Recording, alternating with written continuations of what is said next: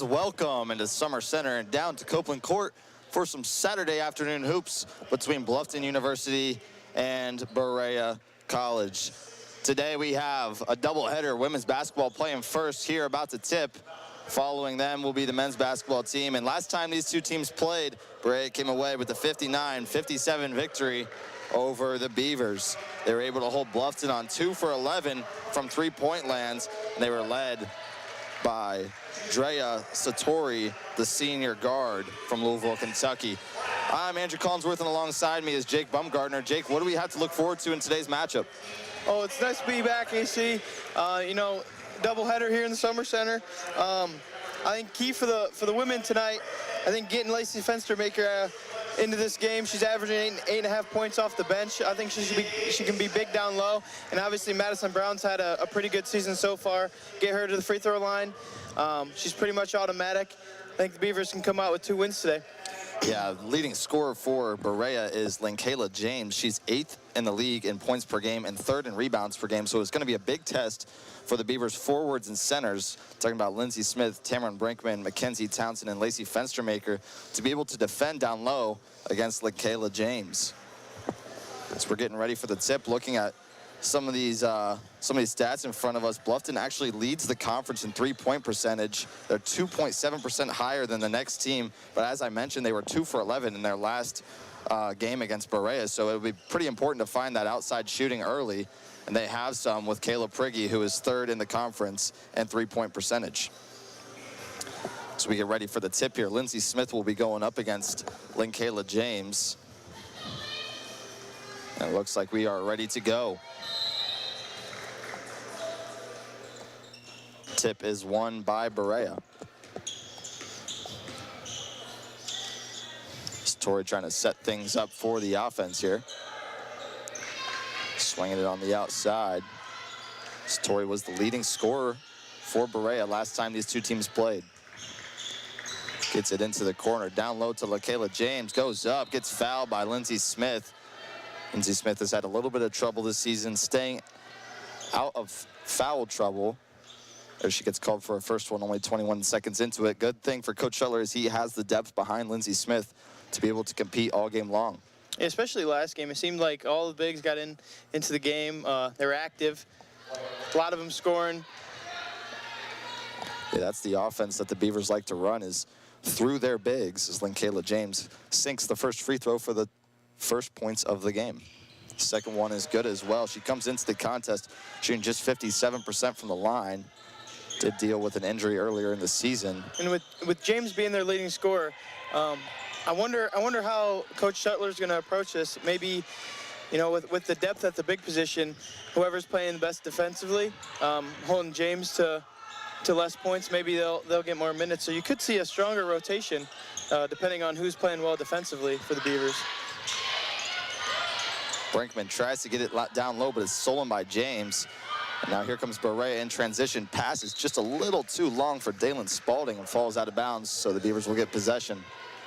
Looking at Berea, I was doing a little bit of homework and noticing, a lot of the stats in the league, they're, not top half, and even in field goal percentage, they're actually last. But the reason that they're able to win games is because they're able to force turnovers, and their first and turnover margin, Bluffton is 9th. So they're able to get their hands in the passing lanes, create turnovers like you saw right there down low because of that press. And that's why they're able to win games, is get out in transition and play fast. And then when they're able to set things up, get it down low to James. And that seemed to be the story of the game for Bluffton against Earlham. Last game, they were getting a lot of turnovers. I don't know what the number was for Earlham. At one point, I know it was at like 9 or 10. So forcing turnovers, and there's one almost right there. Just being active, getting your hands in passing lanes, and that can turn into offense for sure. 9 on the shot clock. Brinkman turns around. Jumper is good. Tamron Brinkman scores the Beavers' first points of the afternoon. Berea trying to set things up. Satori takes a screen. Now a three-point attempt. A little too strong. James down low for the offensive rebounds. Another chance here for Berea.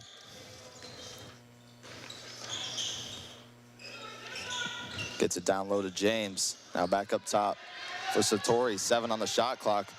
Another three-point attempt. This one just short. Lindsey Smith there for the board. Great job of boxing out there. Not to force another offensive rebound. Get the ball in transition, see what the Beavers can do here. Brinkman gets it at the free throw line. Gets it down low to Lindsey Smith, working on James. Good pass to Tamron Brinkman. She goes up and gets fouled. So some free throws early for the Beavers to try to get an early lead here with 7:49 remaining. Yeah, it was a really good pass there by Smith. Unfortunate, Brinkman couldn't make the layup, but she's got 2 free throws here. Didn't force anything. Didn't force a bad layup there. Found the open guy. First one off the front iron falls. That Kayla James looks like she just got a piece of Brinkman's elbow as she started to shoot that. That's hard. I mean, you're switching from Lindsey Smith on to Brinkman. Getting out of position a little bit. Just trying Brinkman's to second is good. maybe get a hand on the ball and caught her out of position. It's 2 free throws for Brinkman. So Satori will bring the ball up. Senior guard from Louisville, Kentucky, averaging 9.5 points per game on the season. Swing into the corner, jab step, it drives inside, gets ripped by Rachel Clark. Ball will go out of bounds and go to the Beavers. Nice job by Rachel Clark, forcing a turnover. And it seems like Berea's been moving the ball pretty well, but Bluffton there able to find a hand on the ball. That was a good, nice little turnover right there. Especially if Berea is going to be moving the ball quickly. It's important to get those hands to the ball. Here comes a trap from Berea. Bluffton able to break it. Now gets it down low to Brinkman, but another turnover. And here comes Berea. Satori in transition. Hesitates. Now kicks it outside. Merriweather swings it across the outside. Down low to James. Good steal by Kayla Prigge, and she's all by herself. Trying to convert the transition layup. She does through contact. Nice job by Kayla Prigge, finishing at the rim. And both teams kind of trading defensive stops, and most of the offense so far has been, there's another one right there coming from defensive possessions, and looking like here's another one right here. As an and one. Nice job. Madison Brown finishes. Bluffton trying to extend their lead to 7, only 3 minutes and 20 seconds into this one. Yeah, it's looking like defense to offense is the game plan for both teams today. At least 3 steals for each team. Both getting points after that possession, so. That's got to be the key for Coach Shuttler as Madison Brown converts her and one, is just trying to make sure that you limit the turnovers and win the turnover margin. We talk about it in almost every sport that has turnovers, football, whatever it is. You just want to limit your turnovers, keep the ball and create more possessions, and that's what Bluffton has done so far through these early minutes. And especially if you can win the turnover margin against a team who leads the conference in it. I mean, that's going to be an impressive feat no matter if you go down or not. You're going down swinging, and you beat a good team at their own game. Brinkman, elbow is good. Couple of mid-ranges for Tamron Brinkman early. She's up to 4 points. Yeah, let's get her in that spot. Seems to be working for her. Satori finishes at the rim. Gets Berea a little bit of life here. Brinkman's actually up to 6 points, excuse me. She had that pair of free throws after her first bucket. Pass down low is stolen. James comes up with it and gets it to Satori in transition. Crossover inside, gets fouled. Won't be able to finish, but she'll go to the line to shoot 2. And again, coming from a steal, and it seems like Berea's come out with a couple different looks so far. I think they were in man to start out, and then coming out with a press for a little bit, and that looked like more of a hybrid-ish zone. Yeah, they've been given different looks. I think they're trying to confuse the Beavers, and it's been working. It's been working. Just got to capitalize on their points, but yeah, they really haven't been able to capitalize on those turnovers yet that they've come away with. Like you said earlier, that's kind of the story of their season. Their defense hasn't really been the problem. It's just field goal percentage, putting the ball in the basket. They're getting their opportunities. They just got to capitalize on them. Here's Satori's second, a 70% free throw shooter on the season. Rims out. Smith is there for the rebound. She'll hand it off to Prigge. Here comes a trap from Berea. Another forced turnover. Satori drives inside on the block, has to kick it back out. Brinkman almost got in the passing lane. That was good, though. The Beavers got back there. That turned from and there's an offensive foul. Turned from a 3-on-1 almost to a 3-on-3, and then just Beavers being able to get back and ultimately force an offensive foul there. Give up no points. Mackenzie Townsend will now check in for Lindsey Smith when Kayla James is forced to come out as she just got her second foul there. That's going to be something to monitor. The leading scorer for Berea. Going to need her down the stretch, so coach is opting to make sure that she's available in that fourth quarter by taking her out now, trying to keep her out of foul trouble. Very active hands from Dalen Spalding on the defensive ends. Brinkman gets it at the elbow. It's almost ripped, and we're going to have a jump ball staying with the Beavers. And again, though, they coming out man-to-man there. Another different look from before. They were in a press, so they seem to be switching up their defensive looks, and it's definitely working for them. They just, like we said, they got to capitalize on their points, but it's looking like a defensive battle so far here. Yeah, you can really see good use of their hands to avoid fouling. There was that one foul call early up top, but they're tenacious on that defensive side of the ball, trying to get as many steals as they can come up with. Like you mentioned, it's just been a struggle for them to capitalize in transition, but we'll take the immediate timeout. 4:57 remains in the first quarter. Bluffton with an early 11-5 lead.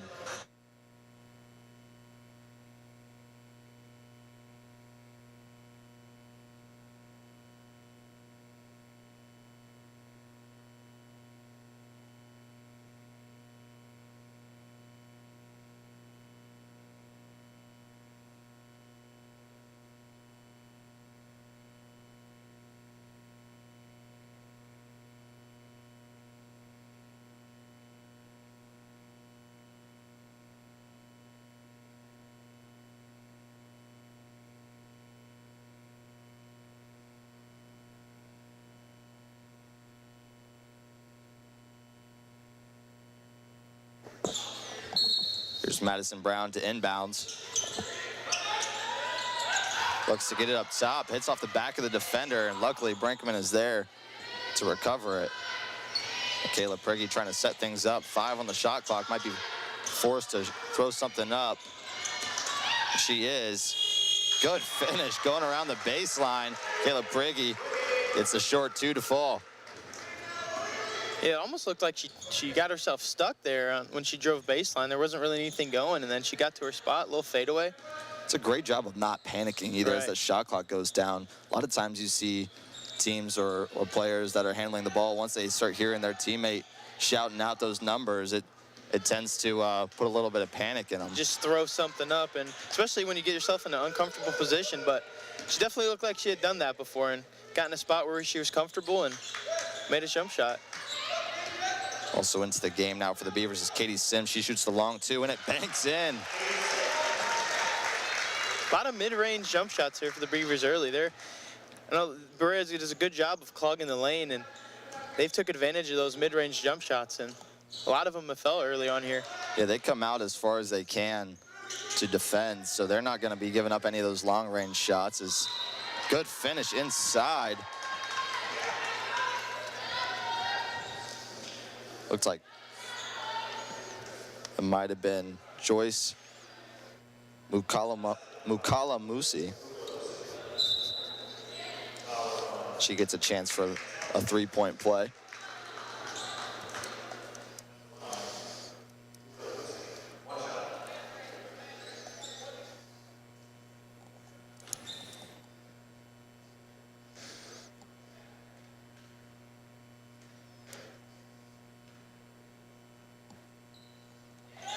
And that one is good to cut this lead down to 7. Madison Brown trying to break the press. Good defense again. They eventually get it across. Prigge will step inside the 3-point line and dribble it back out. Gets it down low to Fenstermaker. Forced to get it back outside. We're gonna have a foul on the baseline. This one's gonna go against Peyton Bugg.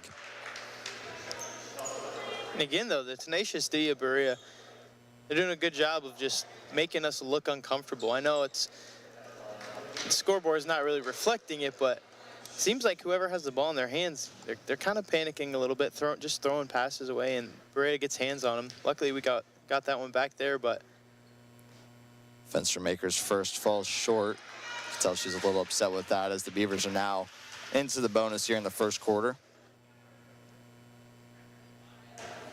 Yeah, they just are really good at creating chaos. Yeah. I mean, it's just like there's no way that you can set up an offense with the way that they play defense, and it's kind of like a little bit of luck when you get an open look. yeah, and like we said earlier, that's kind of why they've been taking advantage of those mid-range jump shots, is because they're giving them to them, and that's really all they're getting. Three is no good, and now the Beavers will try to go in transition here. Madison Brown directing traffic, takes it up and tries to swing it up top. Now Lacey Fenstermaker at the elbow. Hands off to Sims. She'll take the screen and work downhill. Tried to get something up, unable to. Now with 8 on the shot clock, Beavers are going to be forced to try to get something up soon. Prigge again with it at the end of the shot clock, forced to get something up, and it hits home. And I think getting the ball in her hands can be key, because she's the one who doesn't look like she's really stressed out when she has the ball in her hands. I mean, no, she is not panicked at all, and right there you can see it again. Another three-pointer, no good for Berea. I know she's listed as a shooting guard, but I mean, she's looking like a point guard early on here. It's interesting. I was thinking about it the other night. I was like, she could play 1, 2, or 3, really, and categorizes as a wing in the offense as Townsend finishes at the rim, gets the Beavers to 20 here in the first quarter. I think she's probably somewhere between a 2 and 3 in the offense, but the way that she plays the game, she can dish it out as well. So there's a good jumper from Mukala Musi to finish the quest for 10 points for Berea. And I think you kind of want the ball in her hands right here. I mean, she's just looking very calm, collective. And that's the cool thing about this Beavers team. She misses there, but offensive board. Those are hustle points right there for Berea. But it's just looking like she's very comfortable in her game. And that's, like I was trying to say before, the cool thing about this Beavers offense is it's kind of whoever's hot on which day. Like, you're always going to know what you're getting from Madison Brown. Kayla Prigge can get hot on any given Sunday. Down low, you have all those options with Fenstermaker, and I mean, you just Townsend, like, you got options all over the place. And today, it's looking like it's going to be Kayla Prigge's night. Yeah, it's a deep team, and that's the strength for sure. As you see 3 players check in and check out for the Beavers. The regular starters back into the game, except for Kyla Cullenber and Lacey Fenstermaker, who have seen a fair share of their run. As Jaden Merriweather buries her first free throw.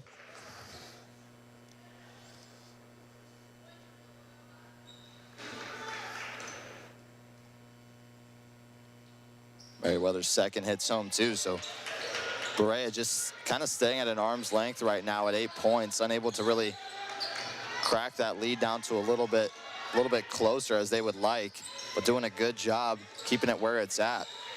And still in that press too. I wonder how their cardio is going to affect. I mean, they've been in it most of the game, as there's another steal, and it's obviously working.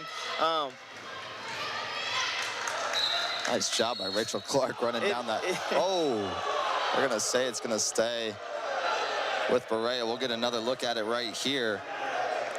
Rachel Clark looking like a DB running down a fly route. I mean, you don't really get a good angle. That's great. Great job of her for stopping those defense to offensive points in transition, but I don't know about that one there. I thought we got lucky, and another three-pointer. This one Berea falls. comes out with 3 points from it. Jaden Merriweather gets the triple to fall, and down to 5 here, and we're under a minute. Berea has a chance to really close this thing down, build some momentum going into the second quarter, and we're going to have a foul called against Drea Satori. Just a little hand on the body check. Yeah, a little too overactive. Coach Shuttler was calling for it the whole time. And Richard Clark doing a good job of not panicking either. I mean, they kind of broke the press, but it was still one-on-one all the way down to half court, and did a good job of just keeping her guide hand there, not getting any more turnovers. Rachel Clark 13 for 20 on the season from the charity stripe. First one falls.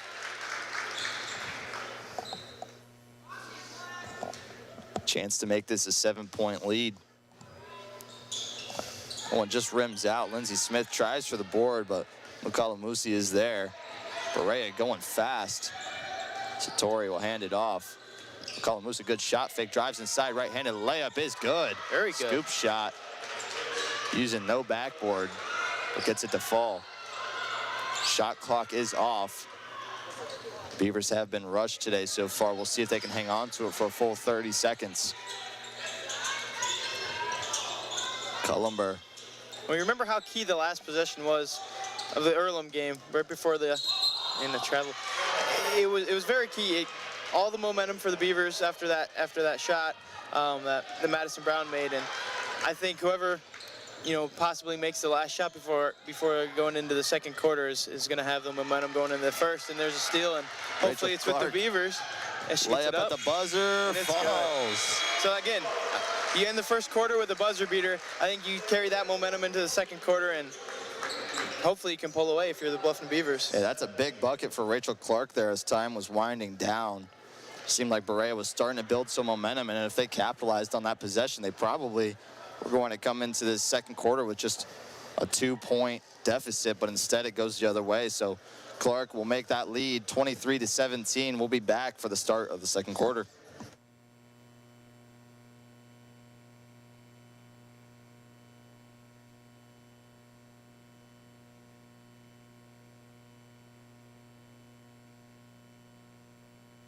Bluffton University. Visit for the beautiful campus.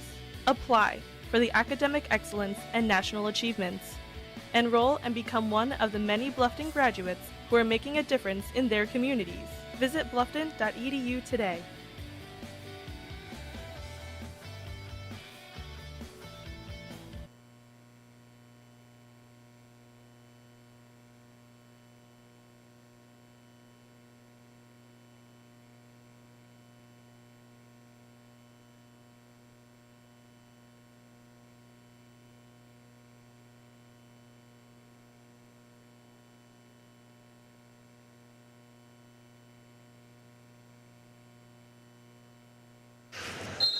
So we enter this second quarter. Berea down 6, but they'll start with possession here.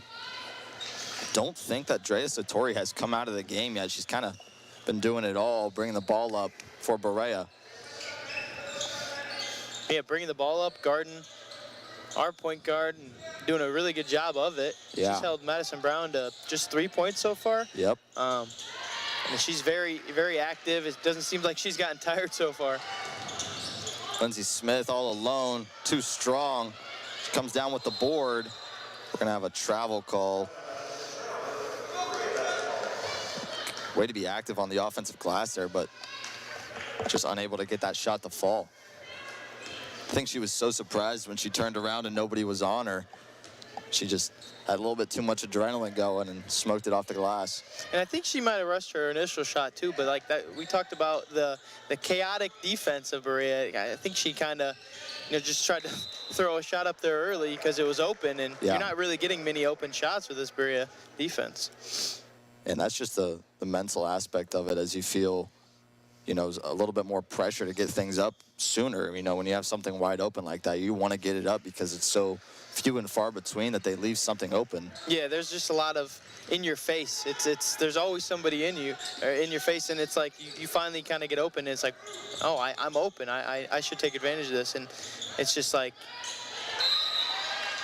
and there's a jump ball. I mean, this defense is I'm very impressed. They're grabbing onto the ball. They're getting their hands out there. They're beating you to a spot. They're not letting you get past them. And if they do, there's a help side person there. It's very impressive. And all these different sets that they're in, as there's some more active hands, and another steal. In transition goes Spalding, lays it up. Cullenber's there on the defensive end. Fenstermaker comes up with the board. And early on, it looks to me like this Berea team could be a top team in the conference if they could just take advantage of their defensive stops and put that into points. Like, yeah, this is one of the better defenses I've ever seen, and it's so unlike anything I've ever seen. Yeah, just very tenacious, and there another chance to make a turnover into points, and Jaden Merriweather is able to convert it. It's down to 4 now. Bluffton desperately needing something on the offensive end. Madison Brown will look to set things up. Clark down low to Smith. Merriweather was there for the steal, but we're gonna have a foul on the floor. And even on the foul though, like the ball ended up in Berea's hands. Like it's just, they're doing such a good job. It's the help side, number 10, who's that? That is Merriweather. She comes in and maybe got a little bit too much body, but like ball's moving, she's moving, right? It seems like wherever the ball goes, Berea's defense is there. And their eyes are on the ball at all times too. So when those lob passes come up over top, they're ready to come through. Like the free safety, it's coming down. Lacey Fenstermaker gets the offensive board. We're gonna have another jump ball. This one is gonna go to Berea.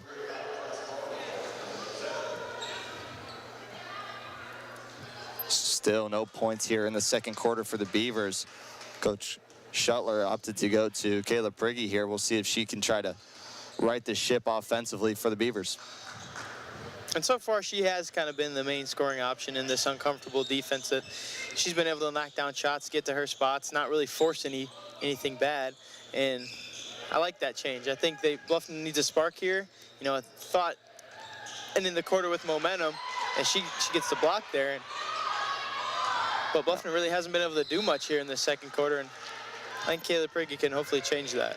And Berea now with 3 on the shot clock. They're going to be forced to get something up very quickly. Bluffton going to try to deny ball. Make sure you don't foul right here. Shot goes up too strong. As the shot clock winds down, Lacey Fenstermaker has to slow it down. She'll get it up top to Madison Brown. And off to Prigge. Thought about the long 2, instead passes it off to Clark. Prigge trying to get it down low, just nothing there, so she get it to Lindsay Smith instead. Brown crossover, nice move right to the rim and finishes. She does a really good job of getting to the rim. She doesn't force a whole lot.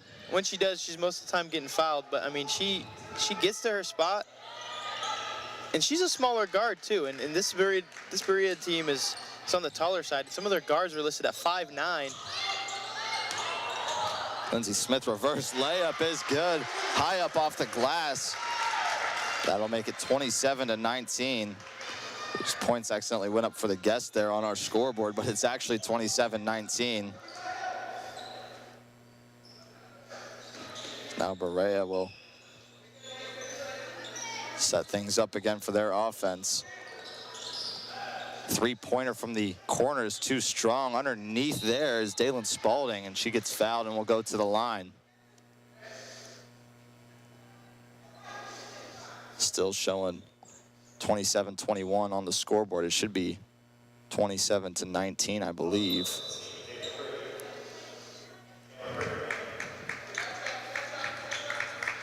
Unless I'm missing something.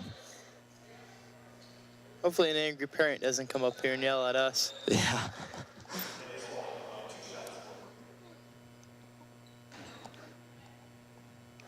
There it is. 20? No. I think they're gonna wait.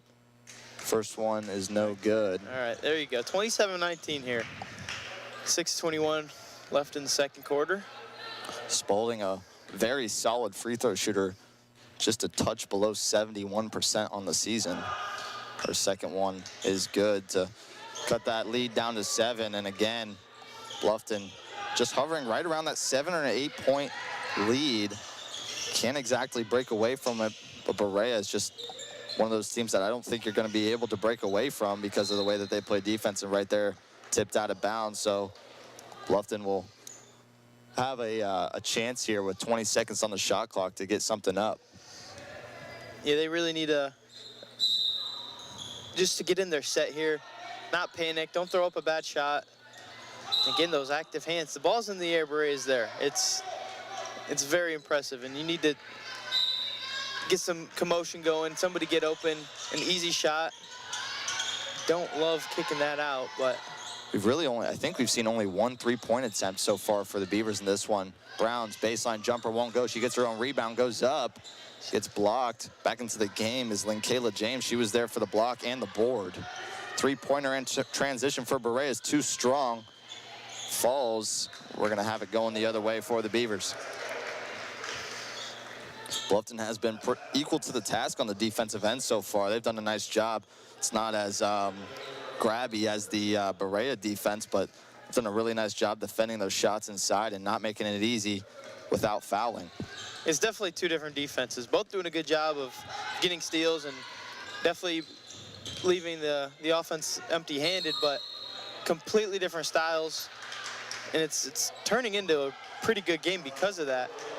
Bluffton just able to take advantage of those steals and those defensive stops, and Berea hasn't, or this could be a completely different ball game. Dalen Spalding gets called for the foul there on against Tamron Brinkman, who set the screen. Looked like she might have got her up high. Now it looks like Berea's in a zone here. Good find. Rachel Clark, three, little too short. Smith there for the offensive board. Brinkman, shot fake into the corner for Prigge. Another three, just rims out. Can't find it from outside the arc so far for the Beavers. And now Satori in transition. We'll have to slow it down. Gets it inside to Linkayla James. Good find to the corner. Three-pointer rims out. A couple of unfortunate bounces on back-to-back three-pointers from each team. So the score stays 27-20. Looks like Berea's back in that zone. Mixing up those looks. Brinkman drives inside, right-handed layup, gets fouled. And she got the ball, and like we talked about earlier, a lot of space that I don't think she expected, and kind of hesitated a little bit, took it to the hole, able to get 2 free throws out of it. But Berea's defense just making us so uncomfortable. Definitely not really getting into our game so far. Fortunately for Coach Trent Milby and the Mountaineers, that one is going to go against number 22, Madison Howell, instead of Linkayla James. So she avoids picking up her third foul. It's a small consolation for a pair of free throws. You don't want to get ultimately your leading scorer 3 fouls before there's 4 minutes left for halftime, but luckily escaped that one there and still got 2 free throws for Tamron Brinkman. Yeah, after a very back-and-forth first quarter, very entertaining basketball. It was chaotic, but it's kind of slowed down a little bit here in the second quarter. Not quite as many offensive scoring. Just 27-20, and I think we were at 23-17 going into this second quarter. So not quite as much offense, definitely as much defense. Yep. But we'll see if either team can really find their footing offensively. It's been difficult for each team to get into their sets and figure out what they want to do on each possession. But we do know that Bluffton will have a chance at a couple of free throws here. It'll be Tamron Brinkman shooting them. She's already up to 6 points in this first half. So regular starters out there for the Beavers. Something I've noticed is a lot of these Berea players have not come out of the game. It seems like Jaden Merriweather and Drea Satori have played just about every minute. And for a little bit, we saw some Joyce McCullamusi, and she went on a stretch of 5-6 points in her 5 or 6 minutes that she was in. But really, yeah, has been the same starting 5, other than when Linkayla James had to come out with her foul trouble too. Yeah, McCullamusi looked very solid. She had a really good shot fake that she was able to get Lindsay Smith to bite on a few times that opened up shots in the lane. Another 3-point attempt is too strong. Lindsay Smith comes up with the board. Yeah, I wouldn't be shocked to see her back in the game here soon. And you got to think, if she's going up against Linkayla James in practice, right? She's got to be, doing her thing. She's got to be pretty good, and those two probably push each other, make each other better. Madison Brown gets fouled. This one's going to go against Dalen Spalding again. It's going to force Coach Milby to go to his bench to bring in Peyton Bugg, the freshman from Danville, Kentucky, Boyle County High School. She started the game, and she's been playing a lot for Coach Milby and these Mountaineers.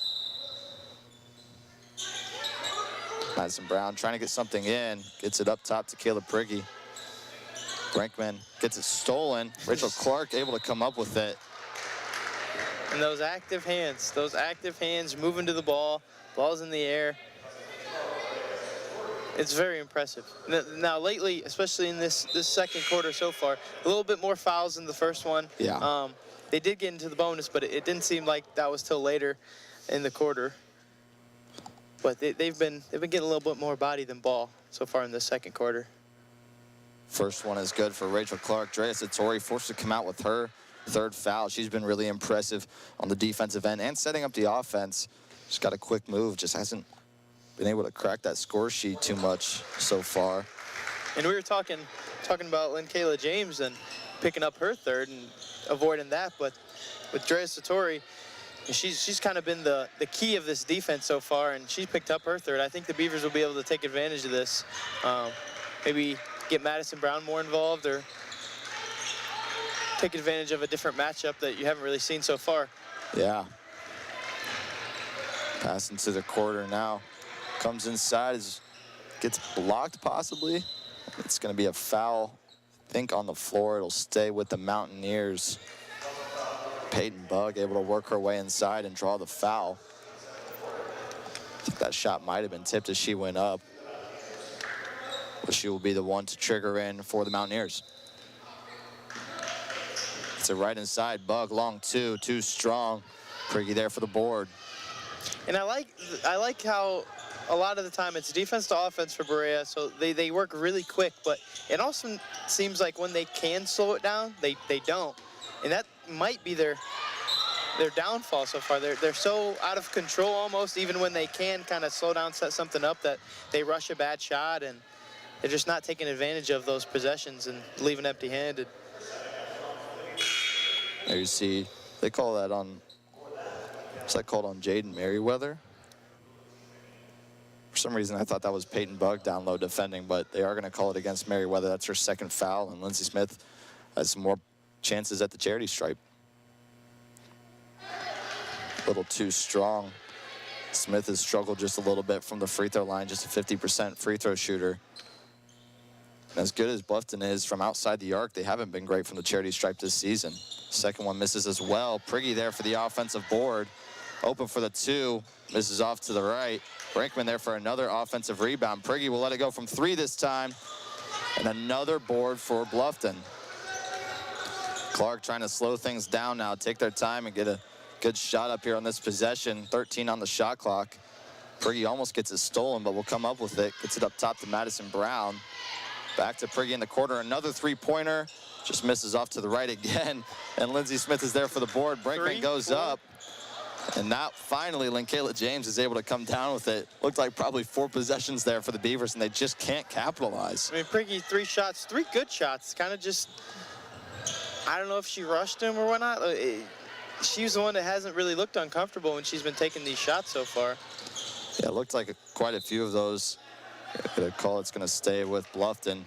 But quite a few of those are just missing off to the right. Looked like the one on the baseline, and then the threes just barely missing off to the right. So maybe that's something that she can notice and correct. Yeah, and those shots are going to come, especially if they stay in this zone that they've been in most of the second quarter. And especially if you're missing them, Berea's going to make you keep shooting them. Pass inside to Brinkman. Clark working now with 18 on the clock. Into the corner for Sims. Gets it down low to Aaron Schaffelberger. Working on James. Turn around. Just off to the right. Now here comes Merriweather pushing it forward into the corner. Nothing's there. Is forced to pass it back up top. Ataya Moss gets fouled. Looks like it's going to go against number 31, Katie Sims. Much sloppier second quarter here. Lots of fouls from both teams. And there were turnovers in the first one, no doubt, but just unable to capitalize now as well. And it's kind of made this second quarter a little bit messy. And Kayla James gets it through contact. My goodness, the strength to be able to get that up.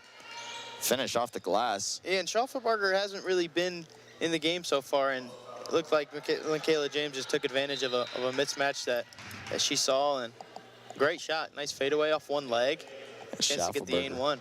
Schaffelberger was not happy with the call. Kayla James, free throw attempt too strong. Gonna have a foul or lane violation. It looks like it's on the Beavers, as Kayla James stepping up for another chance at this and one.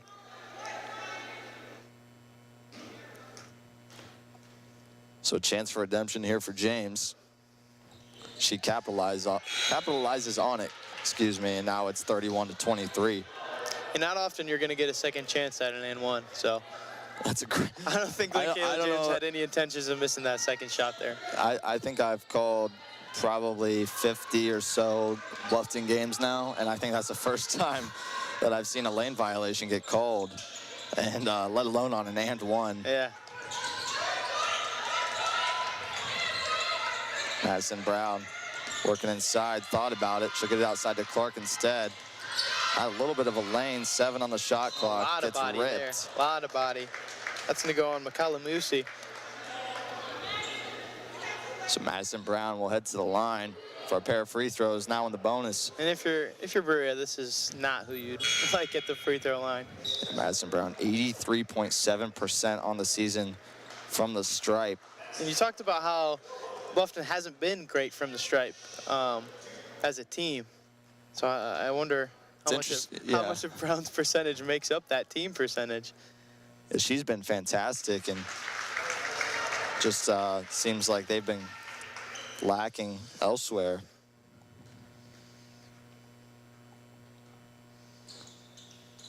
Both of hers are converted. You're looking at free throw percentages, 68.2%. That's not terrible. It's actually decent, but compared to the rest of the league, it's just not very high, especially when you have really disciplined teams that's what they make a priority as McCallum-Moosey gets called for the walk. You have teams like Transylvania and Rose-Hulman, that's their area of expertise, right? Is converting the easy things in the game. I mean, ultimately they're free points, right? Like going up there, 2 shots of nobody on you. You got to be able to take advantage of them, and Brown's done a good job of doing that, and just the rest of the Beavers compared to the rest of the league really haven't done great with that. Berea wanted a walk there. Fenstermaker gets it ripped up top by Merriweather. Merriweather with a 4-on-3, drives inside, right-handed scoop layup is good. Lead back down to 8. I'm interested to see at halftime what the stat sheet says for steals so far for both teams, because it's like every other possession, somebody's coming up with a steal. I feel bad for Bill Hannafeld and his crew down there trying to keep up with it. Working extra hard. We're gonna have an offensive foul here on Lacey Fenstermaker. Wow. Oh no, I'm sorry. I thought they called it offensive foul. Well, there's 2 Berea bodies hitting the ground, so I could have seen why you would think that. Yeah, it was called on Lacey Fenstermaker. She thought that she got fouled. You see, immediately I saw 2 Berea players go down, and now the referees are having to talk to both coaches. So both of them don't look happy. So I'm not sure what's going on here. We'll get another look at here. Yeah. Looks like Fenstermaker was in on a little bit. No, I don't know. What is called? I think it was on Lacey Fenstermaker. There was a body that hit the ground for Berea that I think she just tripped on her feet. That took away our attention. Fenstermaker was down in the post battle. What? Is that 22? Yeah, the 2 Berea players ran into each other and tripped on each other's feet. And we are going to get Lacey Fenstermaker with a foul here? On number 22, that's Howell. There's really nothing here. Like, there's not a call to be made. Not really. That's just too big spot. Like, she's using her body. Maybe a little push there, but they hadn't called it there. Didn't call it yet. Then she's trying to get a seal. I mean, that could go either way. And there's 2 Berea bodies that, they ran into each other. So the foul, it's looking like, wasn't even on either. I don't think there was a foul there. I just don't think that there was anything. I don't know what they're going to end up calling here. And now it looks like Fenstermaker is going to go to the line. So she was the one getting fouled. I mean, they were just battling. Her and Madison Howell. Yeah, personally, I don't think. I gotta let them play there. Yeah, like that's really not much of anything. I don't know if that just stems from the organized chaos of the Berea defense and bodies flying. There were bodies flying. You see that, and it's hard not to call something as a referee. You see 2 people on the ground, but still, didn't really look like much. Lacey Fenstermaker's first doesn't fall. Probably know why. As they say, ball does not lie. Second one misses as well, so looks like it wasn't a foul. Yeah, there's probably nothing on that one. And Berea working in transition, goes up, gets blocked. Schaffelberger comes up with the rebound. We're gonna have a foul again, so with under 30 on the game clock, we're gonna have a pair of free throws for Aaron Schaffelberger.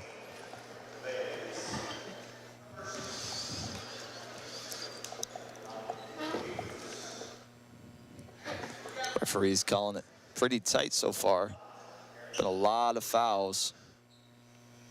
Schaffelberger hasn't had too many chances, but we've seen her get some more run here in these past couple contests. First free throw is good. Playing just 4.5 minutes per game so far on the season. She did a nice job on Wednesday night, though, when she came in relief for Lindsey Smith and Mackenzie Townsend, the other two centers on the team. And all three have really been able to add something different. Right. And I think today it is just they're getting all three bodies in there. With Lynn-Kayla James kind of dominating the paint, you want a bunch of different looks, and so ultimately getting all three some good minutes here. Here's McCollum Moosey working inside. Schaffelberger gets called for the foul. I will say this Berea team is offensively, defensively very aggressive. They're not scared of contact at all. If it's going to the lane, if it's taking a charge, if running into each other even, it just seems like this Berea team, they want contact. So here's Joyce McCullum-Moosey with her first attempt. One is nothing but net. She's up to 8 points already, considering that she hasn't had a whole lot of run this year, playing 9.8 minutes per game. A couple of starts in there, I'm assuming, when Kayla James was down with that injury. But only averaging 2.9 points per game, so I think she's just taking advantage of the minutes that are given to her today. She's up to 9 points. We have another turnover for Bluffton. And I was thinking about this. What do you think that those Berea practices are like? Suicides. I mean, they have to be so conditioned, especially with a lot of them playing a ton of minutes. I mean, yeah, it's reminiscent of Lonzo, LaMelo, DeLangelo Ball in high school, how they're just pressing the whole game, run and gun. Berea doesn't shoot as many threes, but it's a lot of I'm throwing the long pass. I'm going to run transition as much as I can. Not many planned sets. A lot of just steals, getting the ball in transition, and yeah, and those have to be super intense practices too, is what I'm thinking. I mean, when you're playing like with this level of energy all the time, like you have to have that level of energy every day in practice too. Like this isn't inauthentic, you know. No, not at all. It's very authentic and it's very intense. So I just assume that they got to have busy practices. You know, you get your 2 hours in, you're probably drenched after. Yeah, and for a 2-6 team in the conference, I feel like they could give any team a run for their money on any day. It's just such a different look that I can't imagine most teams give. You're gonna have to work for your points. You're gonna get fouled. You're gonna get, contact, and it's an interesting game. Yeah, and I'm a little surprised that players like Lynn-Kayla James haven't really been the focal point too much of the offense. I mean, she's been out there for a little bit less than her norm, but she's the leading scorer. You would think that you're going to get the ball to her a little bit more, but they really haven't. She's only up to 5 points. And she did get those 2 fouls early. Yeah. Spent some time on the bench, but yeah, even when she got back in, hadn't done much. They're trying to get her the ball. Yeah. She did take advantage of a mismatch, but I mean, yeah, she hasn't been as involved as I bet she would like to, and I think that could be a focal point going into the second half. Probably try to get her more involved. Yeah, and there's some credit to be given to the Bluffton defense as well. But she's also done a good job of when she's getting double teamed and crashed down on, she finds her outlet pass and finds somebody outside the three-point line who's open almost all the time. So she has really good vision as well that she's been able to utilize. But again, just 26 points there in the first half has led Bluffton to this 9-point lead. So we'll take the break. We'll be back with a couple minutes left for some second half analysis, what the Beavers have to do to get this one and continue to roll in conference play. But they lead 35-26 going into the second half.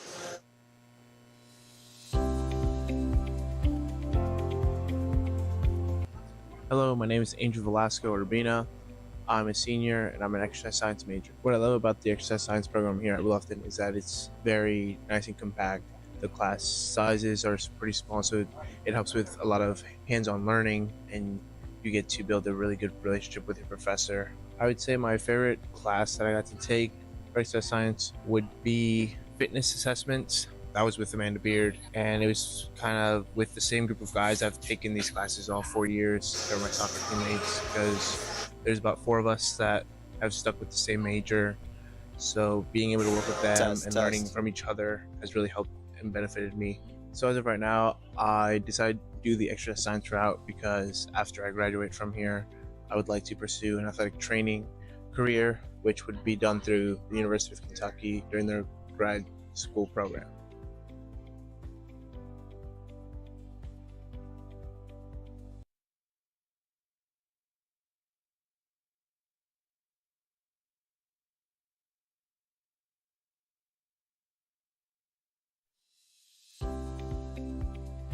Hi, my name is Ali Zavara. I'm a senior here at Bluffton University, and I'm an English AYA major. I chose Bluffton because of the small community, and I felt on my tours that I really connected with the professors here. My favorite course here at Bluffton has been Studies of American Literature. I really liked the way we had a spread of authors at different time periods and the different themes we covered. I just really enjoyed it. The English education here at Bluffton is super helpful. We do multiple field experiences, and at least with the English department, we've been able to work at the Writing Center to kind of look how to edit papers and give suggestions back to people. So it's been really nice to get some hands-on experience before I go into a classroom. So after graduation, I plan on getting a job as a high school English teacher and then work my way up to become a college professor.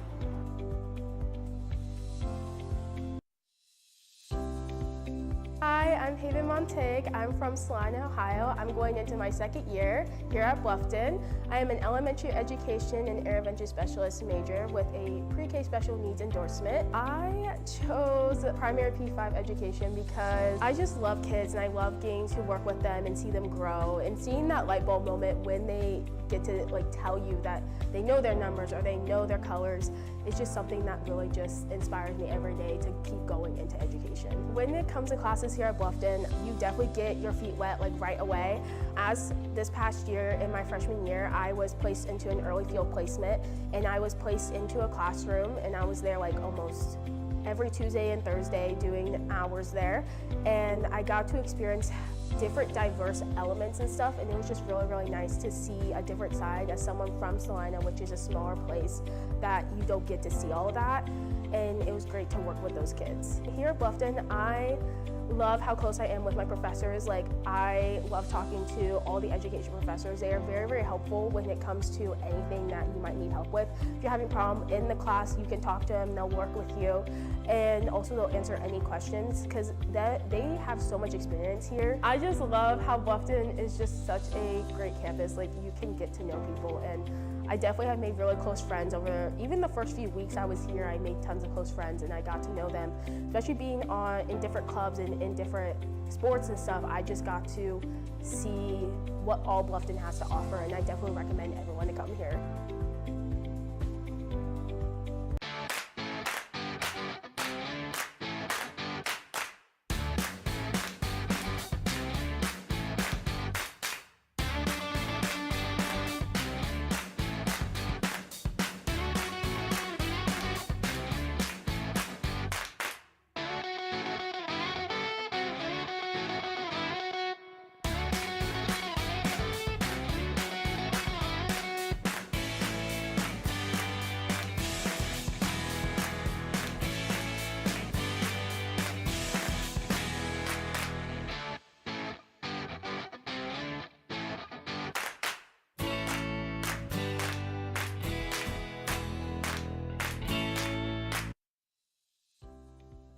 Hello, my name is Bethany Dario, and I'm the Director of Nutrition and Dietetics here at Bluffton University. I've been in higher education for 14 years and worked in the field of nutrition for 20 years. At Bluffton University, we have a well-developed undergraduate and master's program. And while these are 2 separate degrees, we do offer a 4+1 track where students are able to complete both within 5 years. Our master's program is a trimester program that begins with students coming to campus for coursework and 100 hours of experiential learning over the summer semester. The rotations that are part of our experiential learning include clinical rotations, outpatient rotations, food service, as well as community nutrition. These opportunities give students to do hands-on learning at the same time that they're receiving course and didactic material. So why would you choose Bluffton? At Bluffton, we have small class sizes which allow students interaction with their faculty. Bluffton is proud of our state-of-the-art facilities, including our food lab that opened in 2023 and state-of-the-art biology and chemistry labs. We are pleased to offer students practical experience with hands-on learning. We hope to see your application to Bluffton University soon.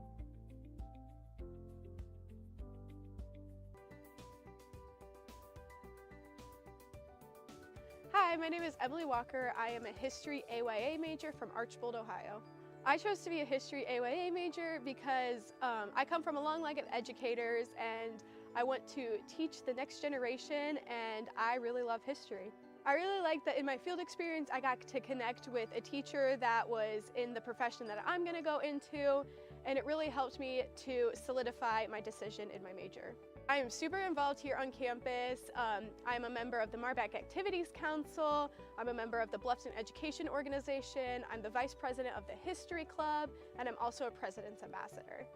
Some of my favorite memories on campus happen when I play sand volleyball at night. There's just a bunch of us that meet together and we go and play for hours a night, and it's just so much fun. Cool opportunity that I've had so far here at Bluffton was to go on a Civil War trip to Antietam and other battlegrounds over near the DC area, and it was just a really great experience to learn more about history and get to see some of those cool sites.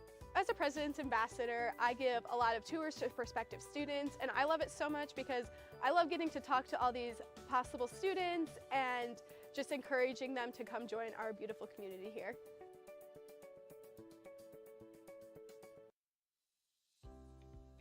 My name is Ashley Cloker. This is my third year at Bluffton University, and I am a mathematics major. My favorite class pertaining to my math major is my calculus class. It was my freshman year, and it was with a lot of the friends that I have now. I chose Bluffton because of the faculty and all the people here at Bluffton really welcomed me into the community, and it made me feel like I was at home. After I graduate, I plan on becoming a teacher, a math teacher at the high school level, and a coach on the side. Sports fans. We pack stadiums, arenas, and local gyms every day. And every sports fan is uniquely human. Seeing each play with your own eyes, triggering your own emotions.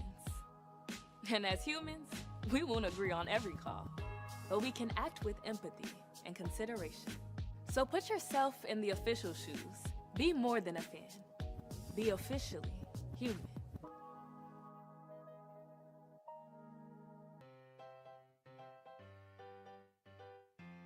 Hi, my name is Claire Matthews. I am a nutrition and dietetics major here at Bluffton, and I'm from Bluffton, Ohio.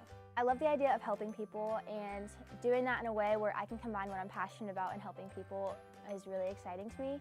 I chose Bluffton University because I am originally from Bluffton, and I never imagined I would be here right now, but I came on a tour. I love the community aspect, and I've grown to appreciate a lot of things about our town and community.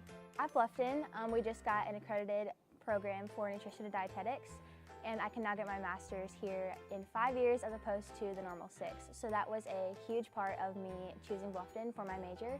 I originally thought that I wouldn't love the smaller class sizes, but after experiencing the smaller class sizes, because my major on average we have about 12 to 15 students in each of my classes, I found that it's been really helpful to get that one-on-one experience. On campus, I am involved on the women's soccer team. I work full-time in the summer and during the school year in the campus admissions office. I am a President's Ambassador, and I'm a part of BUNO, which is Bluffton's Nutrition Association. When I give campus tours to students, one thing that I always tell them is to make sure that this campus feels like a place that you can see yourself for the next 4 years. You want to come on a campus that makes you feel safe and at home and like you have family surrounding you, and I think that Bluffton is the perfect place for that, and I think it's really hard to find this anywhere else.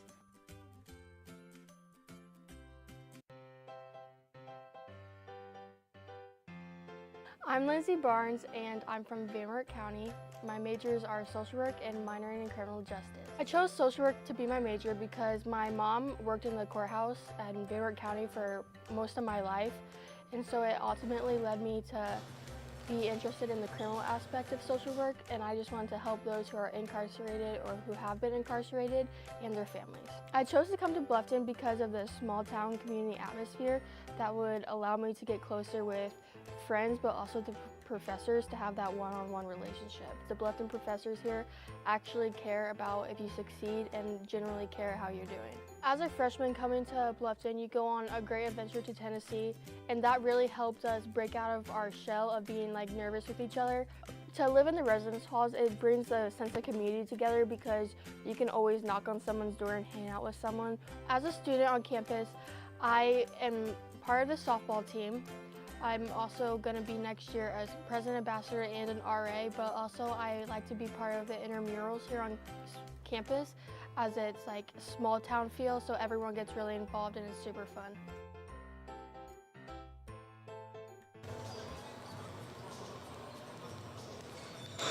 We welcome you back inside Summer Center to Copeland Court, where the Beavers lead 35-26 over the Berea Mountaineers. Got a note at halftime. It's actually pronounced Berea. I think I'd been saying Berea the entire time, so my apologies out there to all of our Berea fans listening.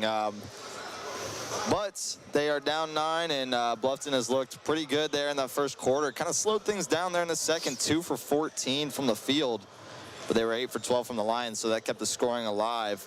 Looking at some of these stats, Berea has forced 11 turnovers, but only has 1 fast break point coming off of a free throw. So that's something that they are probably looking to improve upon here in this second half, is just taking advantage of those turnovers that they're forcing. And then for Bluffton, it's kind of been interesting because they have not been able to shoot the 3 whatsoever. 0 for 5 to start out this game, but 45.8% from the field, as you see there. And yeah, it's been interesting so far. I don't know if you have any thoughts on it, Jake, but just seems like Bluffton has been able to play good defense and capitalize on those easy buckets that they're getting. Yeah, I mean, in any game, if you're turning the ball over, that's not great. But if you're able to stop them in transition and not give up those points off of the turnovers, you can live to see another day. And Bluffton has been playing good defense and not giving up transition points especially, so that's been good. And I mean, the defense from Berea is very good, and they're tenacious, they're aggressive. We haven't been able to really get to our spots or get anybody in the post really going. 3 hasn't been working either, but the mid-range has been working pretty well. Those are the open shots it seems like you're going to get.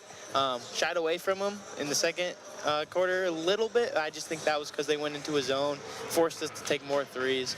But I think if you can just get inside, take advantage of those mid-range shots, and like play slow, play your game, Bluffton will be just fine.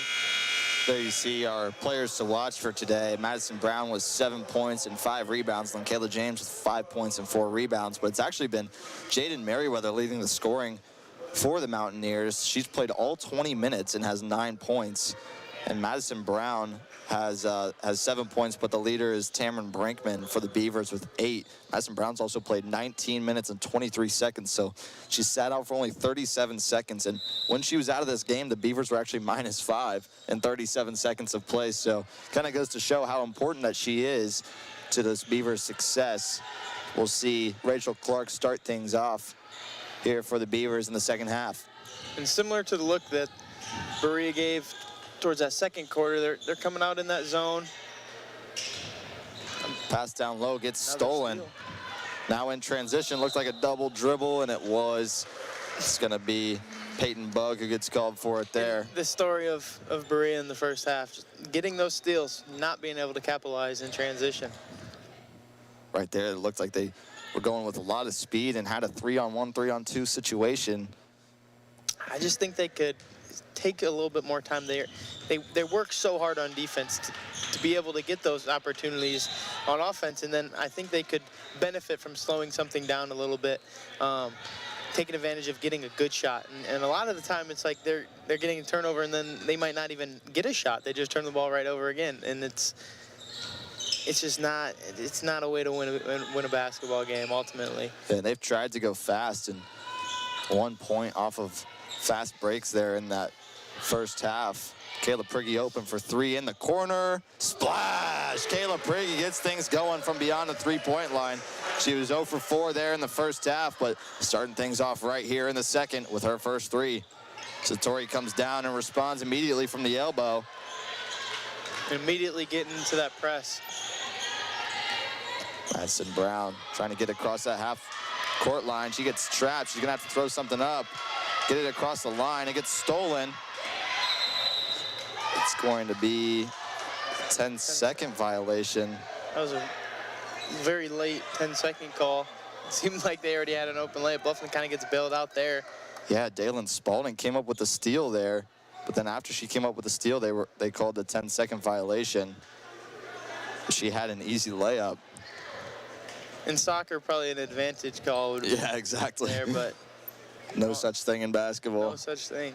Definitely bailed out there for Bluffton, as Berea had an easy 2 points there off the defensive stop and would have been only their second transition points of the game. As Berea's coach seems to be asking. Understandably, I mean, I would be a little upset as well. It was a very late whistle. Yeah. I mean, she was already attempting the layup at the time of the whistle, so. Right. Spalding with a first half performance.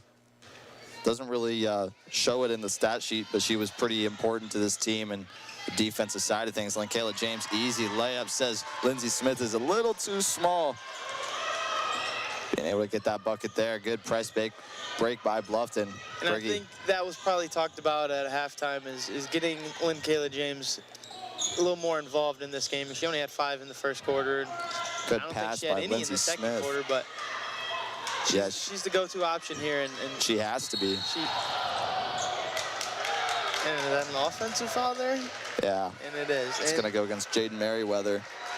So you get a defensive stop, and like we said, there's been times where they don't even get a shot off because maybe they're a little too aggressive, or they kick the ball out of bounds because they're going too quick, and they are very sporadic, and I think they just need to slow things down after they get a defensive stop. And have we even seen like an offensive set ran by them yet? Not really. It's been a lot of motion and. And when they have slowed the ball down, just out of bounds plays or whatnot, like they can move the ball well and they move it quick.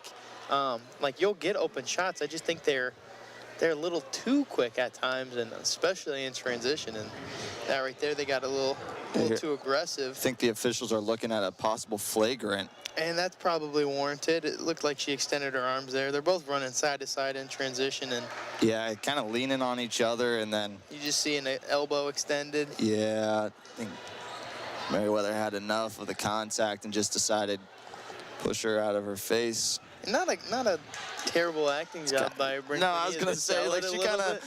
I don't think she was gonna go down, but they are gonna look things over at the monitor. Or the iPad or whatever is up on that. I have no idea, honestly. See the referees there talking things over, trying to get this call right. This could be potentially a big call. Jaden Merriweather has been the go-to point scorer so far with 9. She's already got 2 fouls. So flagrant ones shot in the ball, probably an automatic point. Madison Brown at the line, and then you get the ball. It could potentially be a 4-point possession for the Beavers if this is a flagrant. Do you see? I'm not as versed in flagrants here as you might be. So you get to pick your shooter on a flagrant then? I believe any technical foul you kind of get to throw whoever up there that you want. I mean, that sounds right to me. Yeah. I think that's correct. I don't think it has to be against the person who is fouled. I think it's just going to stay a common foul. So, which I don't necessarily disagree with. Yeah. I think, like, a little bit of frustration. It wasn't necessarily malicious or anything, but Brickman did do a good job selling it. She tried to sell it for sure, and there was an extend of the elbow a little bit, and a push off, but it wasn't like a 2-hand shove or anything. I mean, it was. Right.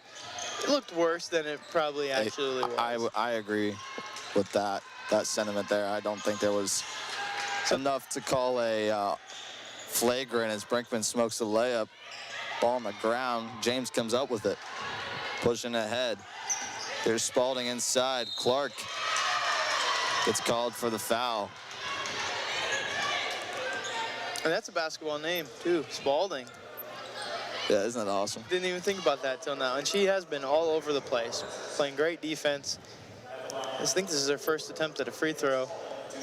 But she's a very aggressive basketball player. She's kind of the do-it-all Swiss Army knife for the Mountaineers.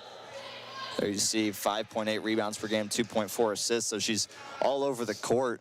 Hasn't really shown up a whole lot in the score sheet so far. Just a chance for her third point here, and she converts it. So 3 points so far, but doing everything else that she needs to do to help her team out. And gets that lead down to 6 points. Yeah, she's definitely not filled the stat sheet tonight, but hustle points have been there for her for sure. Definitely. She's definitely somebody you'd like to have on your team. Brown now tries to take it in. Nothing's there. She's forced to kick it back out. Clark back to Brown. Madison Brown gets it into the corner for Prigge. Another three, and she got it. Kayla Prigge starting out this second half red hot. The three-point line, back-to-back threes for her.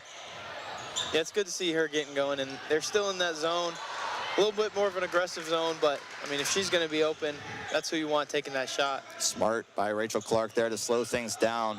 Madison Brown back up top for Rachel Clark. Prigge, another three. She's feeling it. Just missed off to the right. Brinkman's there for the board, but it'll go to the Mountaineers as it's tipped out of bounds. Another open look for Kayla Prigge. Not mad at that. That's a heat check. No, that's a heat check for sure.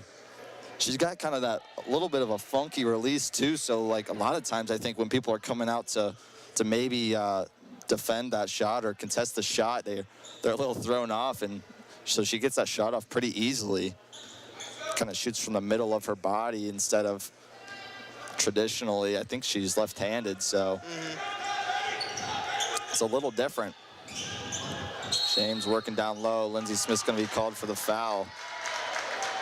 She's not happy about that one. No, she's wanting Coach Schuller to kind of stand up for her. And that's warranted. I mean, Kayla James did look like an arm to the back of the head, maybe a little bit.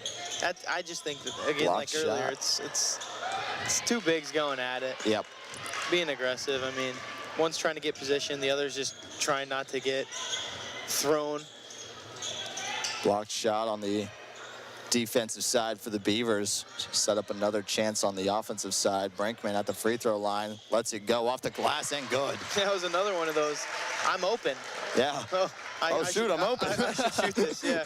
A no shoot shot. She did. Glass. Nice little jump shot. The mid-range, they can be open when they're in this little bit of a zone. And Howell's three is too strong. Mountaineers able to come up with the offensive rebounds. Satori working on Clark. Drives inside, steps back two. Rolls off the rim and in. Drea Satori starting to get things going here in this second half, up to 7 points. Had to see her sit down with a little bit of foul trouble. She's at 3 fouls. She's still getting that assignment of Madison Brown. She's done a good job. Maddie really didn't do a whole lot early on until Satori had to sit down with those 3 fouls, and since then she's definitely looked a bit more comfortable. So Satori's gonna do a good job. Jaden Merriweather now with 4 fouls. So a host of Mountaineers starting to creep up into foul trouble. And do we have an average of fouls per game for? I didn't look at that. That's probably something I should have looked into a little bit more. I wouldn't be shocked if, you know, Satori, Merriweather, I wouldn't be shocked if they averaged 3 or 4 fouls a game. Also wouldn't be shocked if they fouled out their fair share of times this season, because they are aggressive, and it's inevitable that they're going to get fouls called on That's them. just something that you have to eat a little bit if you're Berea's coach, is that the fact that they are going to get called for those fouls. And that's kind of what you want, is you want them to play aggressive and a little bit free. And you just have to deal with that. Good hands by Rachel Clark on the defensive end. Thought about getting it forward. Looked like she might have got away with a little double dribble there. Yeah. I wasn't going to say it, but you saw it too. So. I saw it, and then I'm not sure who it was. It might have been good hands there by Satori. think it might have been Dalen Spalding saw it, and she wanted that call bad. Into the corner, three-pointer for Merriweather is true. Back down to 8. And it was good to see. It was good to see Berea get a transition point there. And that looked like they might have even rushed that, but she was open. She took a shot. It's a good shot there. It's a good shot. Not many had been falling, so I mean, we're looking at it like, oh, they haven't made a whole lot today. Berkey's attempt is no good. Rachel Clark comes from the corner to swoop up the offensive board. Lindsey Smith gets it poked away. I like this though, slowing it down a little bit. 8 on the shot clock now. Lindsey Smith going to work on Linkayla James. Trying to use her body, goes up, gets fouled. Linkayla James will pick up her 3rd foul. Lindsey Smith will head to the line. She's over 2 from the free throw line so far in this one, trying to get on the right track. Those two are battling down there. They're going at it, and you can see frustrations from both sides. Oh, absolutely. Those are just two girls that are giving it their all, and they're having a little bit of a fight down there, but it's good to watch. It's fun. It's competition. That's what it's supposed to be about, is competing, and a little bit of contact. Well, a little bit of contact never hurt anybody. A lot of it, that's something different. But there you see the upcoming home slate for the Beavers. Wednesday, men's basketball is back against Mount St. Joseph, and then another doubleheader next Saturday with Franklin. Women's basketball first, followed by men's basketball, and then Manchester comes in to take on the women's basketball team on January 29th. Bluffton desperately needing to get a win here today, try to get back on track. They are 8th in the conference, just ahead of Berea, who is also 2-6. There's just 3 teams kind of clogging up the middle there at 4-4, Anderson, Manchester, and Rose-Hulman. So a win here today would help them get one step closer to getting towards that conference tournament mark, and they've played some really close games. This one looks like it's going to come down to the wire as well. Berea, has been held at arm's length so far, but one run is all they need to get back in and potentially get a lead. And we really haven't seen them go on that run at all this game. They've gotten so many defensive stops, but offensively they've kind of just been all over the place. You know, the 2 points here and there, a 3, but really haven't gone on their run. There's an offensive board by Brinkman. Yeah, no one near her. Yeah, the 3-point possession for the Beavers. Lindsey Smith a little frustrated after missing the free throw, but Brinkman says, I got you. That's ultimate team play right there. Brinkman now in the double digits. Long 2, comes up short, almost falls out of bounds. Spalding's there for the save. Another 3 from Merriweather, hits off the left side of the rim. The Beavers will control the rebound. I'm not too pushing sure ahead. That was the shot Berea wanted there. Probably not, but like we mentioned before, you want to make sure that she's getting her fair share of shots up. Lindsey Smith, 2 falls short. That's probably falls just out of bounds. A frustration possession there. She's not probably real happy with the amount of touches she's got, and put up a bad shot, ultimately leading to a stop for the Beavers. So Berea now with 3:40 on the clock, needing a bucket here. Spalding tries to get it to Merriweather, and she does. Now down low to James. There are those two going at it again. Working on Smith. Way to keep your hands straight up. Lindsey Smith wins that battle and let her nose it. Madison Brown now trying to get things going offensively for the Beavers. See a couple of subs head to the scorer's table. It's been the same 5 out there for the entirety of this 3rd quarter for the Beavers. I'm sure that a couple of them are probably a little gassed. Lindsey Smith will check out. Mackenzie Townsend will check in, as well as Lacey Fenstermaker for Tamron Brinkman. So the bigs check out, but the guards stay the same. And we really haven't seen a whole lot of Fenstermaker and Townsend this game, and they contributed a lot to that big win against Earlham. Interested to see what they bring here. I think Coach Shuttler's going with probably the more experienced defender to guard up on James with Lindsey Smith. She's done a pretty good job holding James below double digits today. 6 on the shot clock now. Madison Brown trying to get inside. Good defense by Spalding. Lacey gonna have to throw one up. She does. It hits the rim. will have a foul called.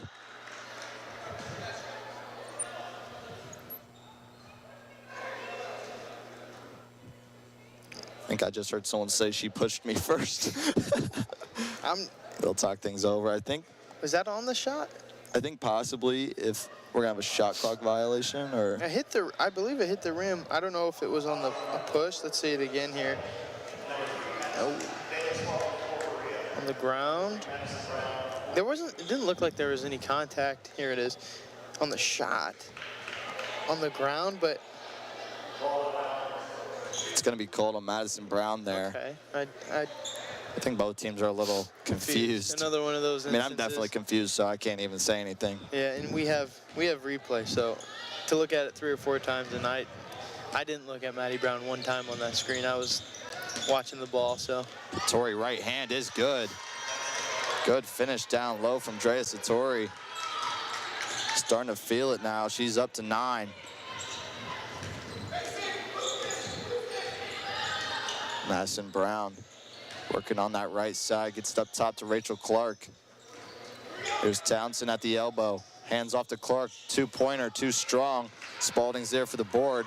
It gets ripped by Madison Brown. She'll drive inside, nothing's there. Get it to Kayla Prigge, open for 3, just short. And there's Merriweather for the rebound. Again, Berea playing fast in transition, throws it up. Musi drives inside, can't get it to fall, rolls around the rim and just rims out. It was very unfortunate. It looked like Berea maybe was gonna go on what very little run they could call it. It seems like it's a point every 2 or 3 possessions. That would have been back-to-back and pretty big for them when they're trying to cut this lead down to single digits. As Townsend moving inside, using her body, gets to the rim. Satori thought about it. Instead, she'll give it to Musi. Back to Satori. Drives inside. Good pass. It's really we'll good. Have a foul against Mackenzie Townsend. Musi will head to the line. It was a really good pass there. Use the screen.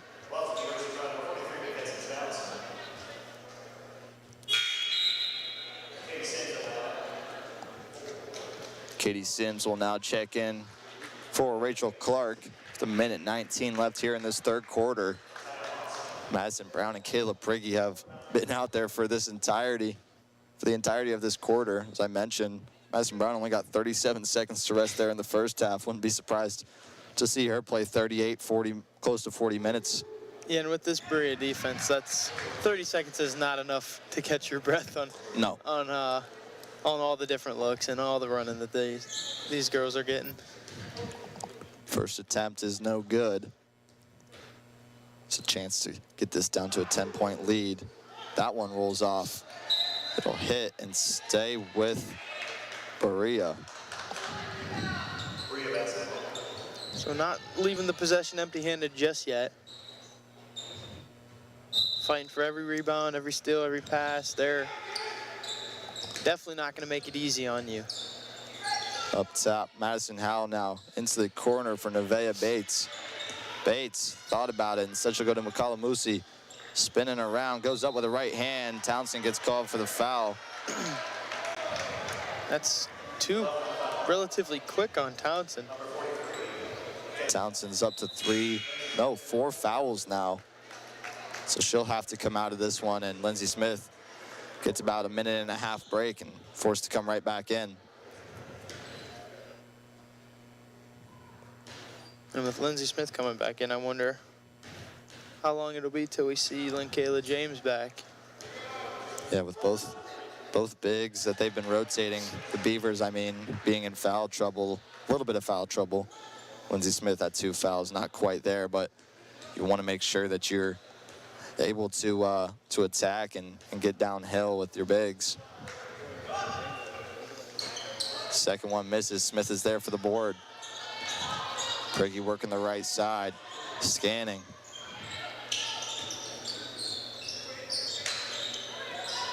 Looking to get it down low. Instead, she has to go back up top to Katie Sims. Bluffton taking their time on this possession, as they have a lot of the night. Prigge down low to Lindsey Smith. Tries to go up, but she'll get it out to Fenster, make a good shot fake, steps inside, two-pointer is good. Yeah, those mid-range have been open. They have been open. That's a good job of creating space there if you're Fenster maker. Good ball fake and knocks down the jump shot. Good drive inside by Satori, finishes again. And she's done a good job of that this second half. She's gotten real active driving. She's looking for a foul there, not getting it, but she's done a good job of controlling her body and going up there. And she's had her way getting inside, up to 11 points now. And all 11 have seemingly came from driving and using her body well, throwing up a layup. There's a block there. Good block inside. The Beavers will take the 10-point lead into the final frame, trying to hang on.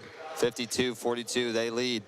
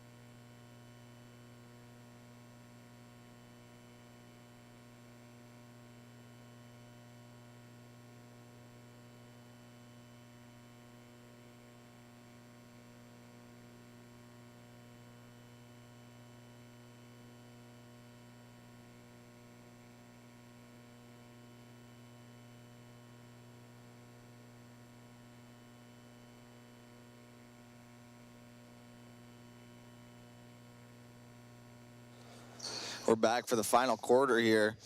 Berea will start with possession, down 10 points to that first quarter that both offenses seem to get things going a little bit. There hasn't been a whole lot of offense really between either team. Drea Satori has done her best to get things going for the Mountaineers, and she has done well. Kalamusi works inside, can't get it to fall. Second attempt, and Lindsay Smith got hit up high, but before that there was contact on Kalamusi going up. See a look at it right here. Yeah, McCollum-Moosey caught Lindsay Smith with the elbow, but there was contact before that while she was going up. So she'll get a chance for 2 free throws. McCollum-Moosey's not playing like somebody who's averaging 2.9 points per game. She is all over the place in the paint. She's playing with a lot of confidence too. Confidence, aggressiveness. First one's good. She's up to 10 points.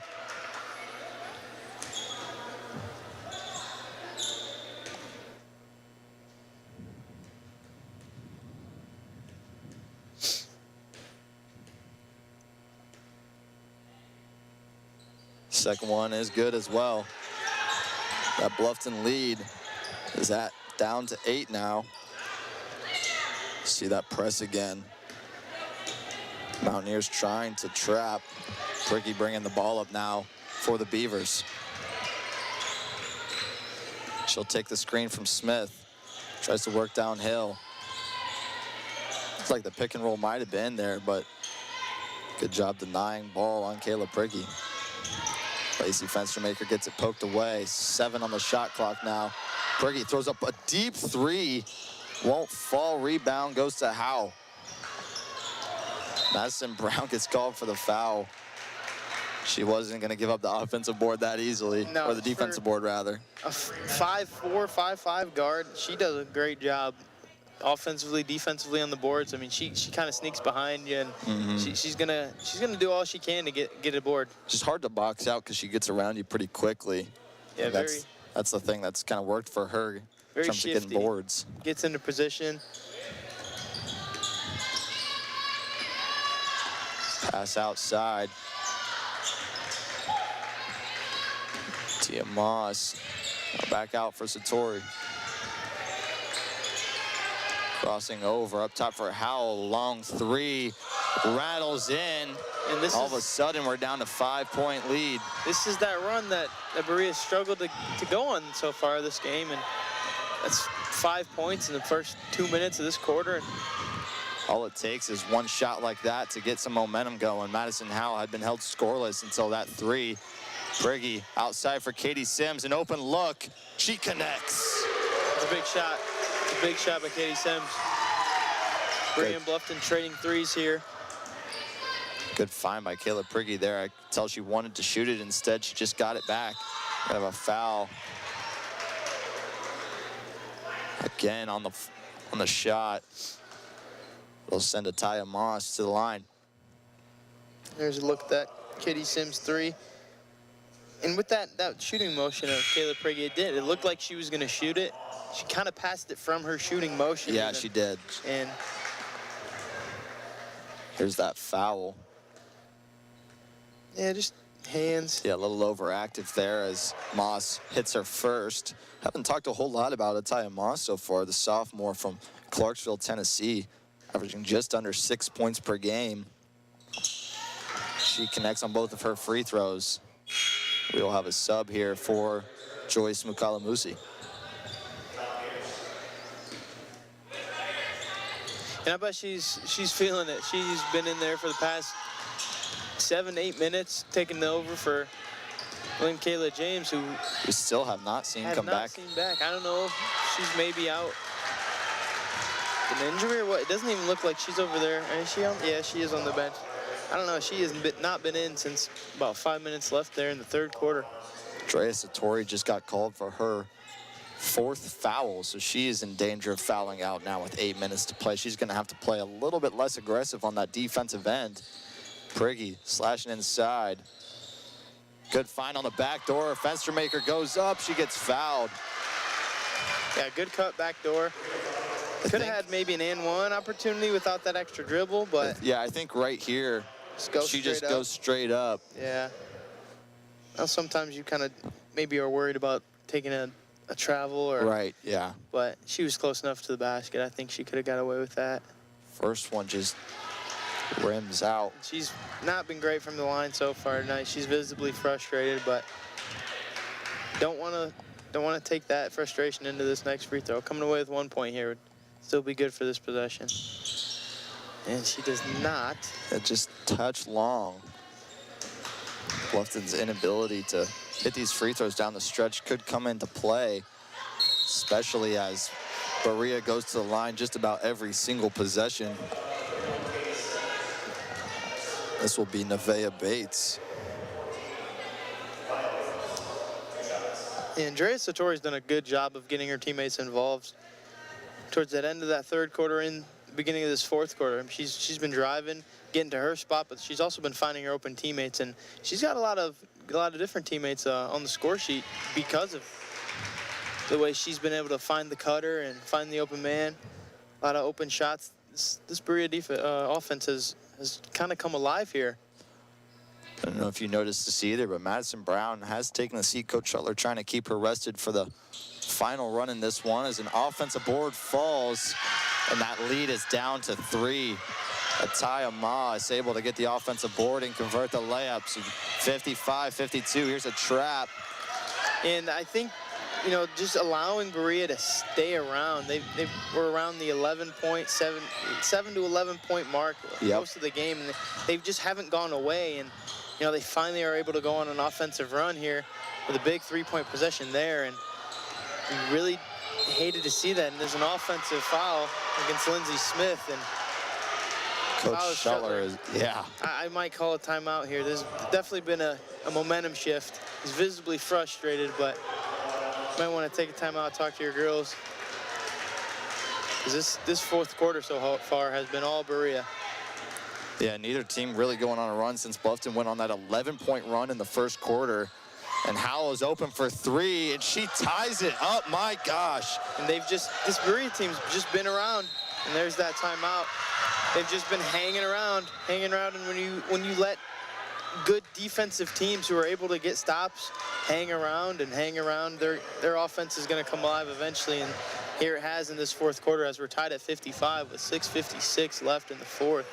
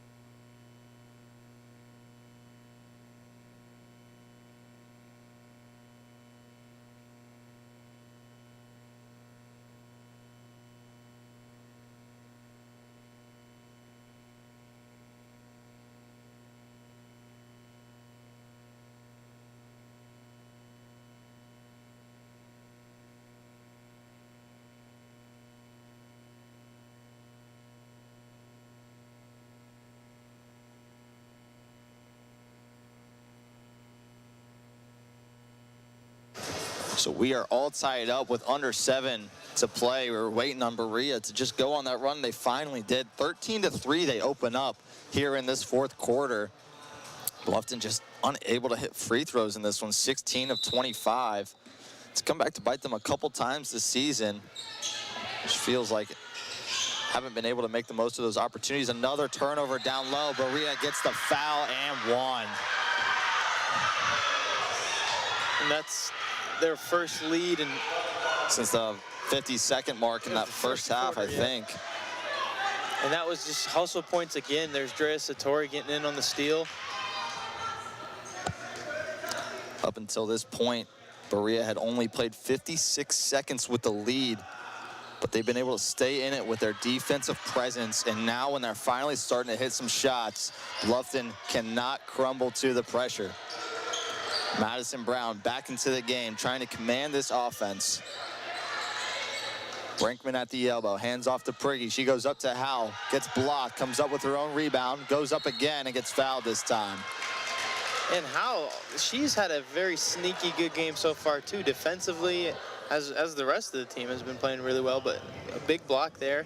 Fortunately, a foul afterwards, but she hit those two big threes, one take the lead. And yeah, up until that point, Berea was 2 for 15. As Prigge sinks her first free throw from three-point land, and then she hit 2 of them, and all of a sudden it's just like the wind shifted in here. It started to get a little cold. You could just feel it. That one rims out, and Satori will bring the ball up with a lot of pace to Howell, working downhill, goes up, gets blocked by Smith. Great block. Gets the rebound too. Huge block by Lindsey Smith on a confident Madison Howell going through the lane. Nice little rip through, and Lindsey Smith says not today. And injected a lot of energy into that bench. Down low to Brinkman, she gets doubled. Ball comes up to Lindsey Smith. She's gonna be a jump ball. It'll stay with the Beavers. A 1-point lead for the Mountaineers. Let's take a look. Rip through. All ball. All ball.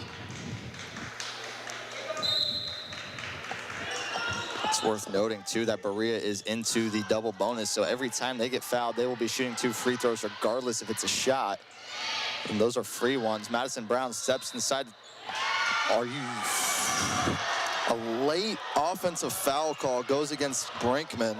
That's like the second time, too, we've seen a whistle during a shot. That is a crazy call. Just very late. I mean, to me, that looks like a good screen. She didn't lower any shoulder, didn't really move, and called it very late when Madison Brown was into her jump shot. Wow. So a break for the Mountaineers. Satori goes up and in. And she's just been the spark for this Berea offense this second half. I mean, she's played good defense all game. She's got 4 fouls, but she's come alive on the offensive side. Nevaeh Bates going to be called for the foul, her second. Satori has kind of been like you mentioned, the spark, but she's been able to keep the game where it was. When Bluffton seemed like they were going to go on a run, Satori came down the floor and responded every single time, driving to the basket and being able to have her way down low. Bluffton now down 3 points, just over 5 minutes. Lindsey Smith tries to power dribble. We're going to have a foul again on the floor. I guess when you call it tight, you call everything. Bluffton now in the bonus is going to have a chance for a pair of free throws, which have been a struggle so far today. And one of the reasons that they really haven't been able to pull away is because they've missed 10 of their 27 free throws. As now we'll see Linkayla James back into the game. A little bit surprised, because they've done very well without her in, and that's no knock on her. It's just the fact that maybe the game plan of going down low hasn't really worked, and you want to play a little bit faster with 4 guards. Brinkman's first shot at the line rattles in. This is a big possession here. Leaving with 2 free throws would be huge. I wouldn't be surprised if you see Bluffton getting a different type of defense too. Maybe a press. Second one is good as well, so a 1-point advantage for Berea. You could kind of just feel the whole time that when Bluffton wasn't able to extend that lead, that Berea was going to go ahead and come back at some point, and that it would be a nail biter at the end. And here we are, still plenty of time left in this one. Looking like Bluffton's out in a zone here, 2-3. Satori into the corner, 3-pointer, little too strong. Satori gets the board. She's just been all over the place. Rebounds, passing, she's getting to the hoop. She's made jump shots. Defensively, she's been all over the place. Good pass to James. Another foul. This one goes against Lindsey Smith. A little over-aggressive on the closeout. That might be her 4th, too. Running out of options. Looking at that bench as you have Mackenzie Townsend in foul trouble. Erin Schaffelberger, it seemed like she got 3 fouls when she came in, too. In a timeout here by Berea, and I'm going down to these next final 5 minutes of this 4th quarter. I think whoever's making their free throws is probably going to come out on top, because both teams are getting to the line. Both teams have 5 fouls. I just think it's going to come down to free throws at the end of it. It's a competitive game. Both defenses are playing aggressive. If you're getting to the line, you got to take advantage of those points. And yeah, while Bluffton hasn't been great from the line, neither really has Berea. They're 17 for 25. That's a better percentage, but 68% compared to 65.5. So really both teams have not shot great from the charity stripe.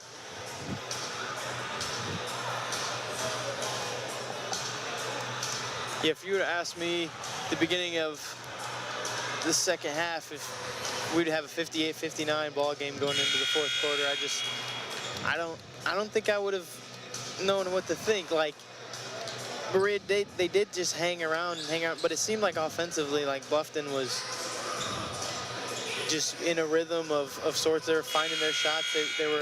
They were being aggressive. They were making the most out of the opportunities that this Berea defense gave them, and they haven't really done anything here in this 4th quarter. And Berea finally started to play a little bit of offense and make some shots, and here we are. First one is good for Bates.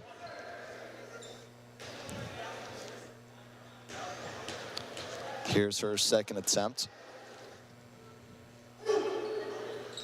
Rims out. Lindsey Smith there for the board. Gets it to Kayla Prigge. 2-point game now, under 5 minutes.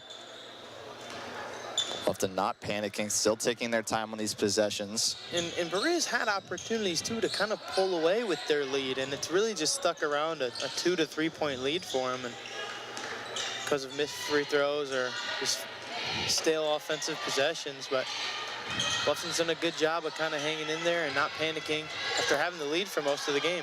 Kayla Prigge forced to throw something up. We'll have a shot clock violation. Another good defensive possession for Berea. And I know the goal lately has kind of just been to get in your set and kind of slow things down. I wonder if you kind of change that strategy here after leaving a few possessions now empty-handed. You kind of want to maybe push the pace a little bit, kind of have a sense of urgency, not panic obviously, but these empty possessions coming. Howell an open 3, too short. Offensive board for Nevaeh Bates. That was just not getting a body on somebody. You can see some frustration on Coach Shuttler's face. They're unable to convert. Ball on the floor. Brinkman comes up with it, gets it to Priggy. Now in transition, it'll be she'll slow it down, probably right. And Satori comes up with another steal. Just picked Priggy's pocket from behind. And she's been everywhere. She's just been everywhere. Howell, another open three. Splash. 5-point lead now.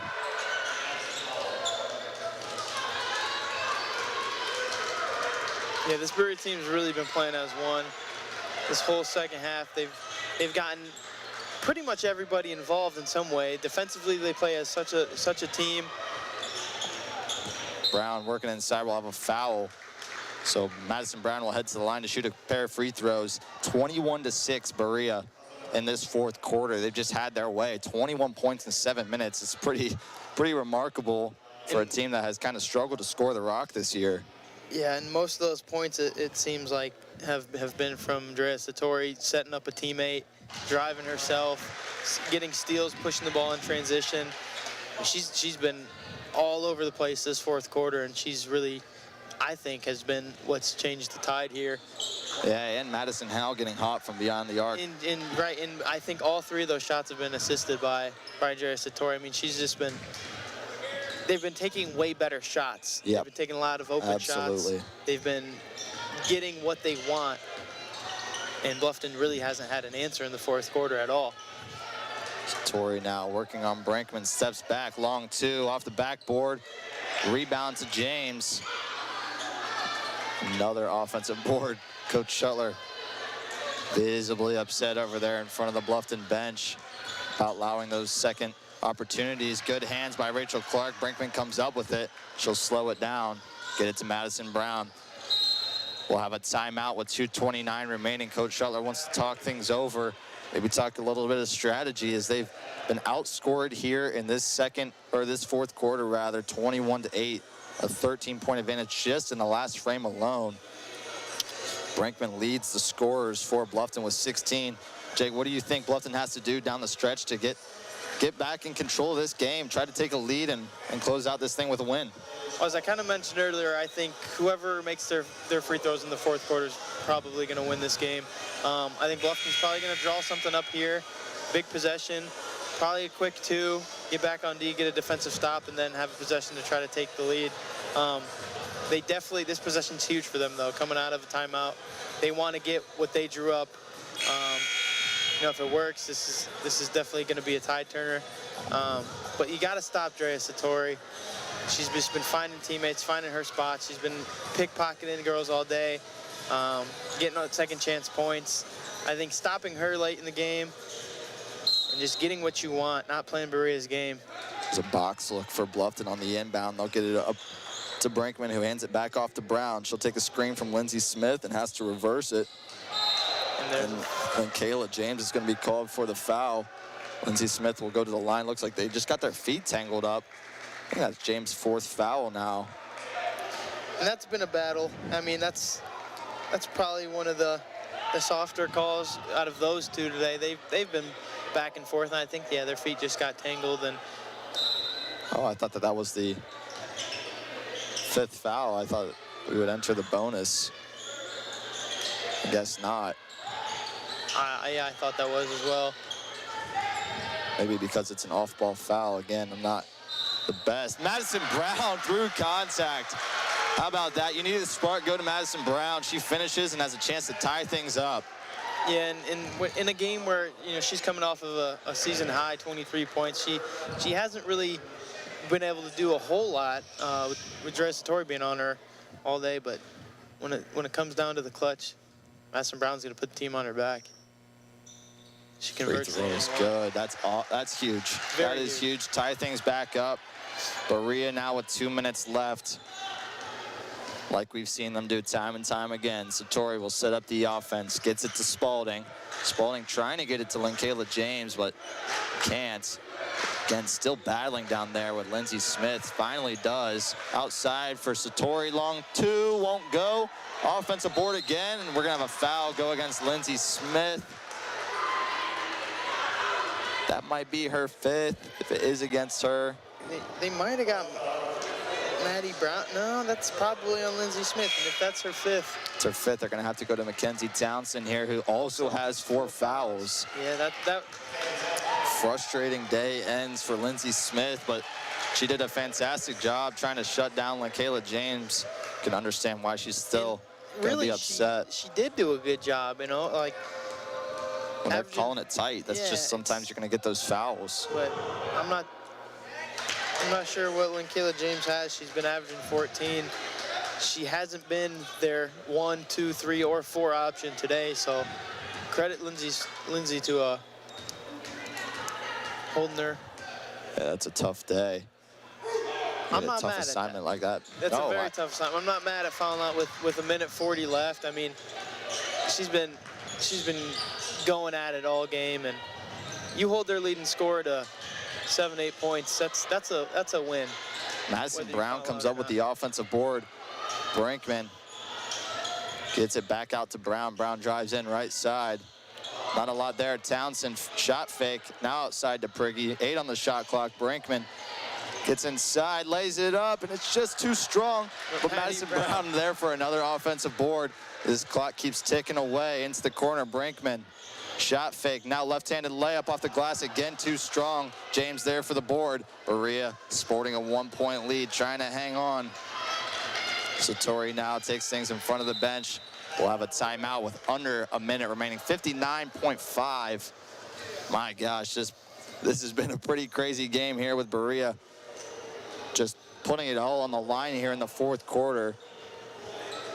Bluffton down 1. I'd be interested to see what head coach Trent Milby decides to go with here. Probably drawing something up maybe to get one of your 3 or 4 players that have been pretty hot, Satori, and maybe, I don't know, try to get James down low. That's what I'm thinking. I think that you would try to, because you have a backup freshman center into the game for Bluffton. Mackenzie Townsend's been great for Bluffton so far this season, but it's still an inexperienced thing. You know, sometimes it's just a different game at the college level like we've experienced. And you try to get it to her, and maybe, you know, if the shot's there and you get one up and she's already at 4 fouls, you might have a chance to get the 3rd center into the game for Bluffton. So I think that overall it might be beneficial to, but again, she hasn't been the go-to scorer like you said. So maybe it is going somewhere else like Drea Satori. Right, and they've done a good job of playing their game and playing quick, and I wouldn't be shocked if they continue doing that, but it's 22 seconds on the shot clock with 59 seconds left in the game. So maybe seeing them, you know, kind of go away from what they do and stall a little bit, you know, make Bluffton foul. I don't know. I'm curious, but he's done a great job of coaching this game. Oh, yeah. So many defensive looks, keeping his team in the game as they're going down low, trying to get the ball to James. Ball's on the ground. We'll have a tie-up. Ball's going to stay in Berea. It's good defense there by the Beavers. But they didn't try to waste any time. They weren't slowing things down. They're saying, we're going to play our game, and we're going to win it. And Bluffton needs a stop here. Still 1-point game. You just have to make sure you get a stop here. Up top to Satori. 50 seconds and running. 10 on the shot clock. Satori trying to get inside. She'll get a screen from James. Kicks it out. Driving inside. Satori, 3 on the shot clock. Gets it down low. Good steal by Townsend. Priggy on the offensive side. We'll have a timeout here with 36.1 remaining. Coach Shuttler to talk things over. If you're lucky, you get 2 possessions out of this. If you're able to get a shot up quickly, but you also want to make sure that you're getting the best possible shot to try to take the lead here with 36 seconds remaining. Yeah, best case scenario, I think you try to get an easy 2. Get a stop, obviously, head to the free throw line, ball in Maddie Brown's hands. If not, if they do happen to score, you know, you got that 1 timeout left. Draw something else up. I mean, I don't know, who do you want the ball in the hands of if it comes down to the last shot? That's a great question, because there's been a variety of people scoring today. Madison Brown really hasn't had a whole lot of opportunities to score, but she's got 11. Priggy's hit a couple of clutch shots. She's got 13. Brinkman's got the bulk of them with 16. So it's just a variety of people you could go to here. And it's not like there's been really one who's been they've all kind of gone on their own little streak, and that's a tough decision. I would hate to be Coach Chad Shuttler in this situation.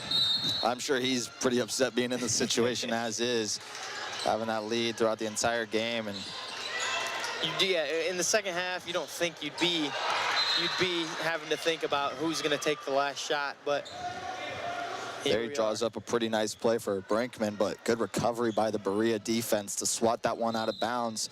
Madison Brown will inbound, 22 seconds on this shot clock, gets it down low to Brinkman.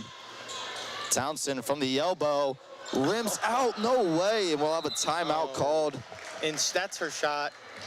She's hit that time and time again. I thought for sure it was gonna fall. Yeah, that's unfortunate. That was a great shot. You got an open shot that didn't come often today. Just every part of the rim. That's very unfortunate. Now you're looking to get another stop. Probably going to be forced to foul here. Berea hasn't been great from the free throw line, 18 for 27. Just need one miss. You don't even need a miss, really. I mean, you're gonna get. It's a one-possession game either way. As long as you secure this rebounds, which has been if it tough. is a miss, yes, it has. But if you secure the rebound, then you'll give yourself at least a chance to tie things up here on this last possession. Unbelievable here at Copeland Court. Berea has just come alive here in this fourth quarter. And credit to them being able to stick around for the entire game. I feel like we're just repeating ourselves up here, but it's a little shocking. And I'm not going to complain being blessed with a good basketball game, but oh, not at all. You definitely want to see the Beavers come out with a win, and that's Madison Howell going to the line here. She was fouled. She's hit some threes down the stretch, so I have to imagine she's pretty good from the line, and at 12 for 14 on the season, so not a ton of chances, but pretty solid. Takes advantage of them, and as probably the shooter, you're not getting to the line too much.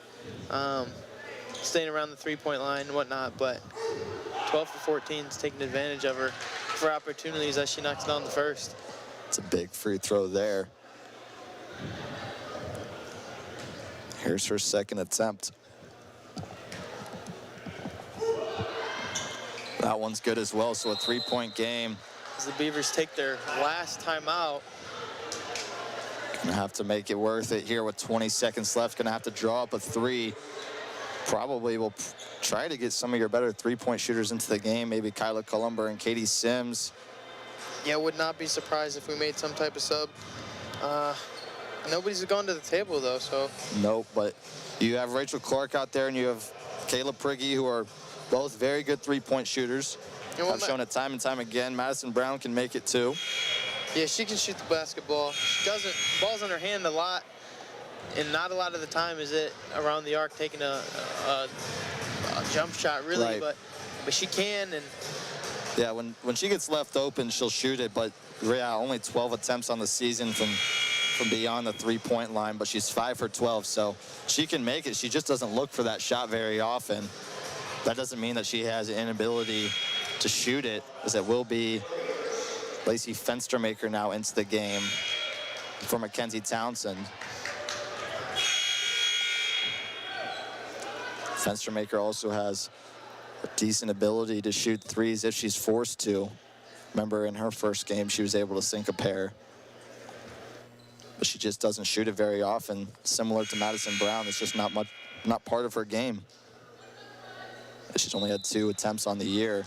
And both misses. And maybe they end up trying to get 2 here. Maybe going back to fouling. Not sure, as it looks like there's an easy 2, and we missed it.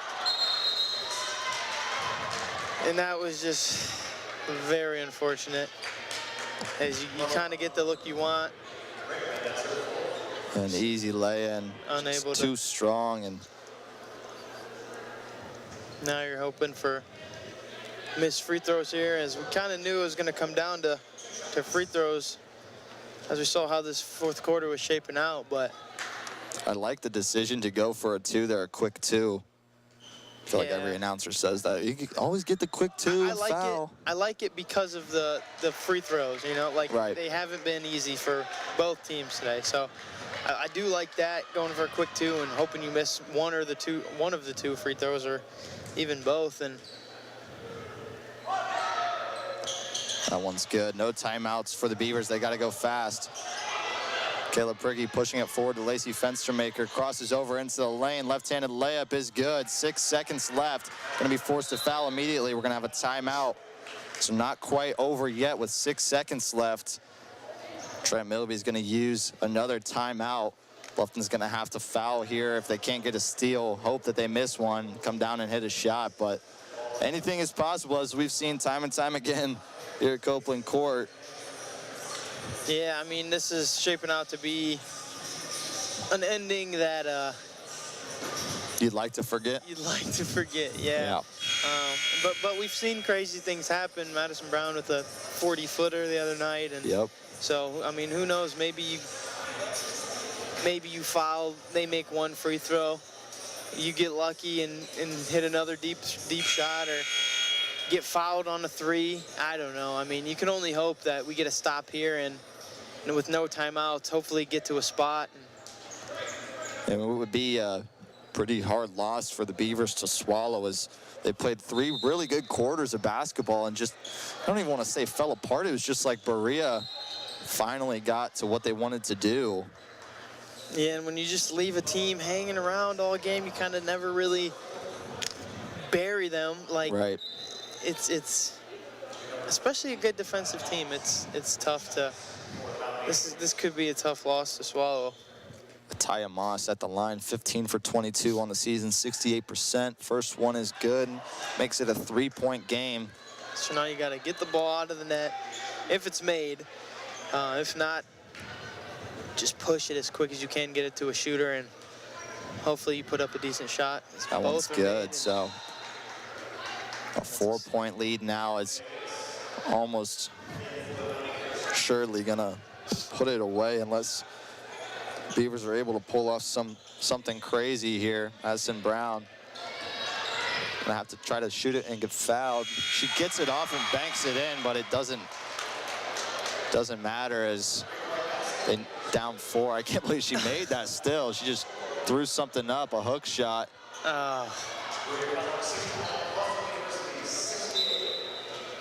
And like we said, crazy things could have happened, and that could have been sending it to overtime. But wow, came down to free throws, and Berea made them when it mattered, and that's a really tough loss for Bluffton, as you know, a team same record with you as in conference, and you want to try to fight for that tournament spot, and just kind of feel like you gave one away there. And looking at this, these stats in front of us, Berea will take it down 69-68.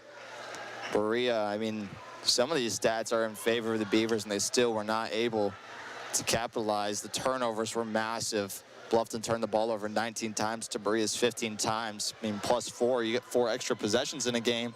Then all of a sudden, when you make one more field goal, it doesn't seem to matter as much because they're getting so many more possessions. Man, Berea did a good job in that second half of finally taking advantage of those turnovers and turning them into points. And it was a completely different Berea team the second half.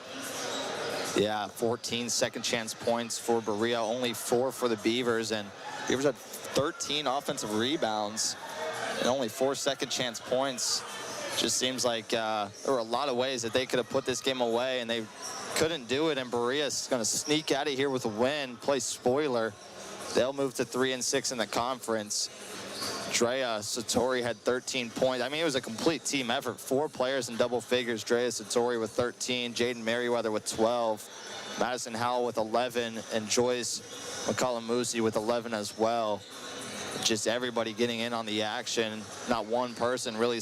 I mean, we talked about Drea Satori, but like, it was a complete team effort for Berea to come out of here with the win. For Bluffton, Tamron Brinkman had 16, Madison Brown had 15, Caleb Prigge had 13. They were the leading scorers for the Beavers, but just not enough. They end up dropping this decision 69-68. So we will be back here soon for the start of the men's game. Hopefully a better result for the Beavers as they get ready to take on the men's basketball team from Berea Bluffton entering this contest, just a few wins on their schedule so far. The men's team for Berea is 2-6 in the conference as well, but they're 7-8 overall. Bluffton 3-12 overall. So it's going to be interesting. Last time these two teams played, it came down to a last-second overtime victory for the Beavers. So you can think that there's going to be some revenge on the Mountaineers' minds here for this game at Copeland Court. So we'll be back for the second part of today's doubleheader. Men's basketball coming up